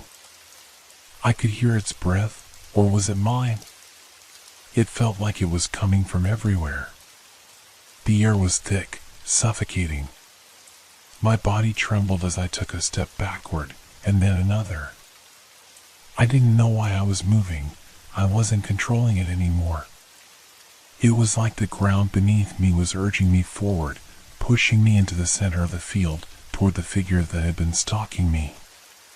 The footsteps, the same footsteps that had been following me through the rows of corn, now sounded in perfect harmony with the song. They weren't just behind me. They were in front of me. Beside me. Everywhere. There was no escape. The air buzzed with an unsettling static, like the very fabric of the field was alive. My thoughts became fragmented, broken by the rhythm of the song, and I began to lose track of where I was. The corn was taller now, darker, the air too thick to breathe. The whisper came again, soft at first, then louder, until it felt like it was echoing inside my skull. Stay with us. Come closer. My heart raced. I had to escape. My hands were shaking, and I stumbled, almost falling to my knees. But the ground felt like it was shifting beneath me. The corn seemed to grow taller with every step, creating a wall that closed in around me. I tried to turn around, to look for the path back to the house, but there was nothing. The field was a labyrinth now, a maze with no exit. Every direction I turned led me deeper into the heart of the song, deeper into the pull of whatever force was controlling this place. I reached for my phone, desperately hoping for a signal, for something to connect me to the outside world. But the screen flickered, then went black. The phone was useless. Everything was useless. There was no one here but me and the endless rows of corn. And the song. It was everywhere now. The melody had transformed into something unrecognizable, an unsettling chant, rising and falling in waves. The voice, if it was a voice, was distorted, as though it were coming from 1,000 different directions at once. I heard it again, closer this time, almost in my ear. The whisper. Join us. I froze, paralyzed by the sound. I tried to move, to run, but my legs wouldn't obey. It was as if the air itself was holding me in place, forcing me to listen. I turned toward the figure. It hadn't moved. But I could feel it now, its presence pressing against me, surrounding me. It was waiting for me to come closer. I was shaking, every inch of my body screaming to escape, but I couldn't. I was rooted to the spot, my mind lost in the song, in the whisper. I wanted to scream, but the words wouldn't come. And then, just as I thought I would lose my mind completely, the ground beneath me shifted. The earth trembled, and I stumbled, my knees buckling beneath me. I fell to the dirt, unable to catch myself, my hands scraping against the hard soil. I gasped, my breath coming in ragged sobs. The corn around me seemed to close in even tighter, and the whisper turned into a low, guttural growl, like something ancient and hungry. The figure in front of me took a step forward, its long, twisted limbs moving with unnatural grace. I tried to crawl backward, but the soil was soft now, like quicksand, pulling me deeper. My hands sank into the earth, and I could feel something beneath it, something alive, moving, writhing. The figure reached out, its long fingers brushing the air, and the song reached a fever pitch, a crescendo of sound that rattled my bones. It wasn't a song anymore, it was a call, a summons. And then, before I could react, the figure was upon me. The air grew thick, suffocating, and everything went black. I awoke, gasping for air. My chest ached as though I had been holding my breath for an eternity. The ground beneath me was hard, but familiar, solid earth. I blinked rapidly, my mind racing to make sense of what had just happened. Had I been dreaming? The song, the figure, it had felt so real. But now, there was nothing. No figure, no song. The field was silent. I pushed myself up, unsteady on my feet, and looked around. The corn stood still and calm, its stalks swaying lightly in the breeze. It was daytime again, or perhaps it had always been. The sun hung low in the sky, casting a warm golden light over the landscape. Nothing seemed out of place, nothing seemed wrong. But then I looked up at the sky. There was something off about it. The clouds, dark and heavy, seemed to form shapes, swirling in a way that didn't make sense. The air felt thicker now, thick like the humidity of a storm, but without the wind. I could taste something in the air, something metallic, like iron. I stood there, my heart pounding in my chest. I was alive. But I felt changed. Something had happened in that moment, something I couldn't explain. I couldn't shake the feeling that I wasn't alone. The air around me buzzed, like static electricity, and the hairs on the back of my neck stood on end. I took a cautious step forward, trying to gather myself. I needed to get out of the field. The house, home, was close. I was sure of it. I had to reach it, had to get back to safety. But the more I walked, the further it seemed to get. The path I had taken before had vanished, and I was surrounded by endless rows of corn, as if they had moved, rearranged themselves in the night. I heard a noise then, a whisper, faint and distant, but it sent a chill through my spine. I froze. The whisper was familiar, the same voice I had heard before. Come closer. I felt a pull, an invisible force tugging at me, urging me forward, deeper into the field. I tried to fight it, but my feet moved on their own. The song, that haunting melody, started again. Soft at first, like a breeze, but it grew louder, and I could feel the vibrations in my chest, as if the song was playing from inside me. I stumbled, my legs unsteady, and fell to the ground. The earth beneath me seemed to pulse, and I could feel something not natural, something wrong, deep within it. I shook my head, trying to clear the fog in my mind. No, this isn't real. It's not real. But it didn't matter. My body moved, almost in defiance of my mind. The song was louder now, impossibly close, as though it was right next to me. I could feel the presence of something watching me, waiting for me to get closer. I pushed myself up again, determined to escape. But the landscape around me was changing, twisting. The rows of corn seemed to stretch infinitely, bending toward me like silent, watching eyes. The air grew thicker, oppressive, making it harder to breathe. Come closer. The whisper was louder now, close enough that I could feel it vibrate in my bones. I turned, frantic, trying to find the source, but there was nothing. Only the empty field. But still, I felt it. I felt it watching me. The figure. The one I saw last night. My breath caught in my throat. It had been real. It wasn't a dream. The figure was still here, somewhere, lurking in the shadows of the corn. I wasn't alone. I had to get out. I had to fight this pull. I started running, but the field seemed to stretch and warp, my feet sinking into the soil with every step.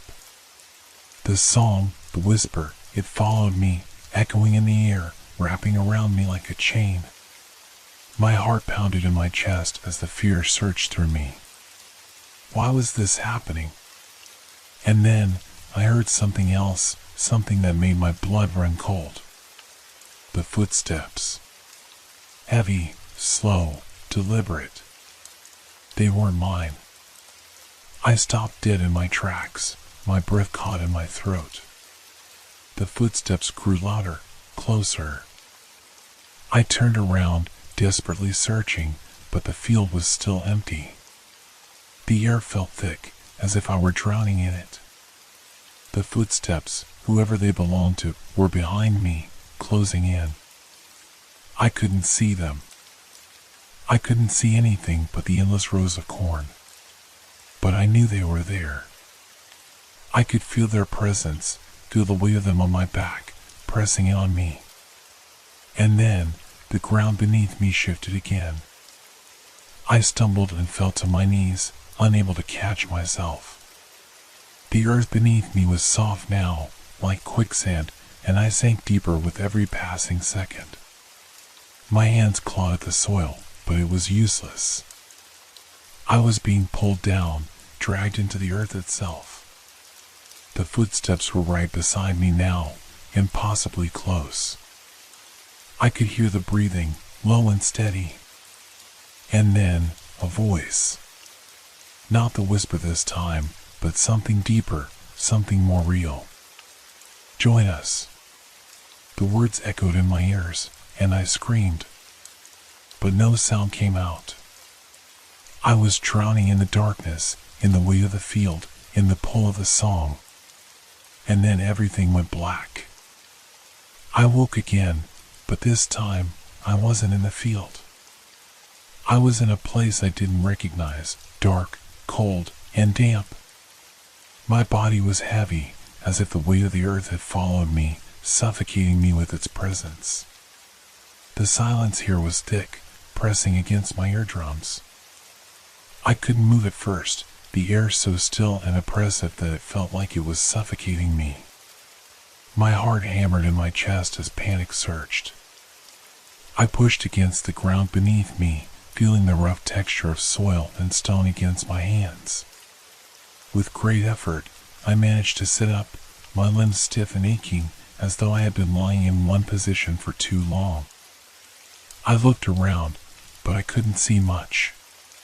The darkness was complete, and the only light came from a faint, sickly glow that seemed to pulse from somewhere beyond my vision. I swallowed hard, trying to calm myself. Think. How did I get here? The memories came flooding back in fragments, struggling to escape the field, the whisper, the footsteps, the earth swallowing me whole. Had I died? Was I in some sort of limbo? I tried to stand, but my legs were weak. As I pushed myself upright, I noticed something strange about the air around me. It was thick with a faint, metallic smell, like rust and old blood. It clung to my skin, and the sound of my breathing seemed unnaturally loud in the silence. I stumbled forward, my hands reaching out to steady myself.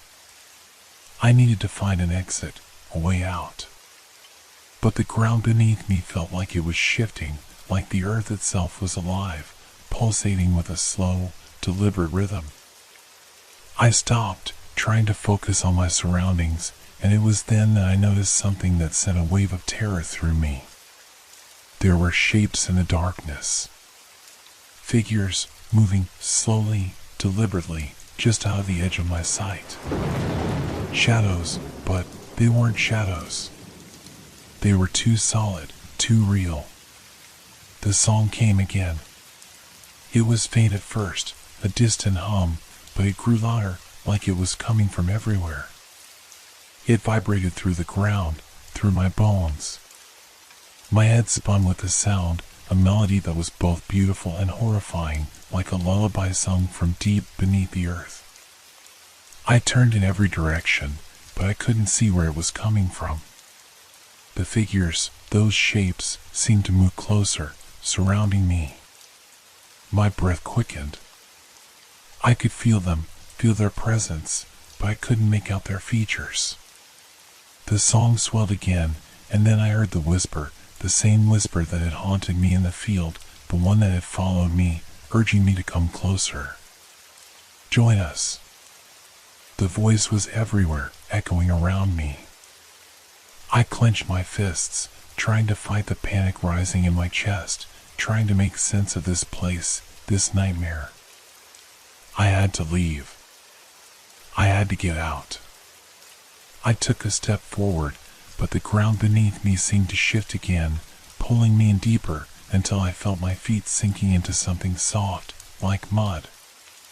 My legs moved against my will, dragging me further into the dark. I struggled, but the more I fought, the harder it became to move. The figures were closer now, and I could hear the low sound of breathing. Their steps were silent, but I could feel the weight of their presence behind me, pressing in from all sides. I turned around in desperation, searching for an escape. But in the deep shadows, I saw something that froze me to the core. It was the figure. The one from the field. It stood there, its silhouette outlined by the eerie glow, its face hidden in darkness. The song came from it, the melody that had ensnared me. It was the source of everything, of the pull, the whispers, the shadows. It was not a person. It was something else, something ancient. The figure took a step toward me, its movement slow, deliberate. Its voice, whispered once more, but this time the words were clear. "Come home." My stomach churned. I felt sick. I couldn't move. My legs were trapped, my mind fogged with fear. It was all too much. I had seen this thing, heard its call, and now it was too late. I knew that if I took another step, if I let it take me, I would be lost forever. I would become a part of this place. I would become one of the shadows, one of the voices. But I was already too deep, too far gone. The figure stepped closer, its presence overwhelming, and the song reached a crescendo, filling my mind, drowning out everything else. My vision blurred.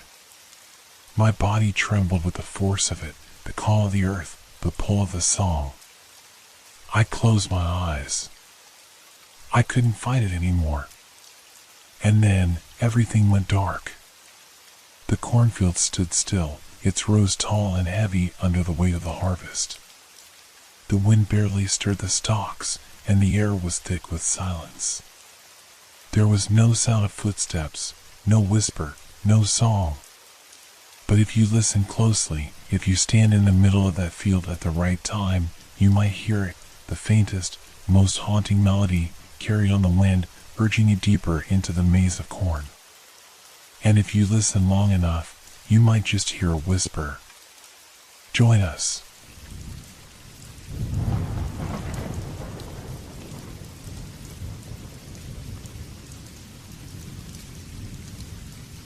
Hope your dreams are filled with fear. Good night.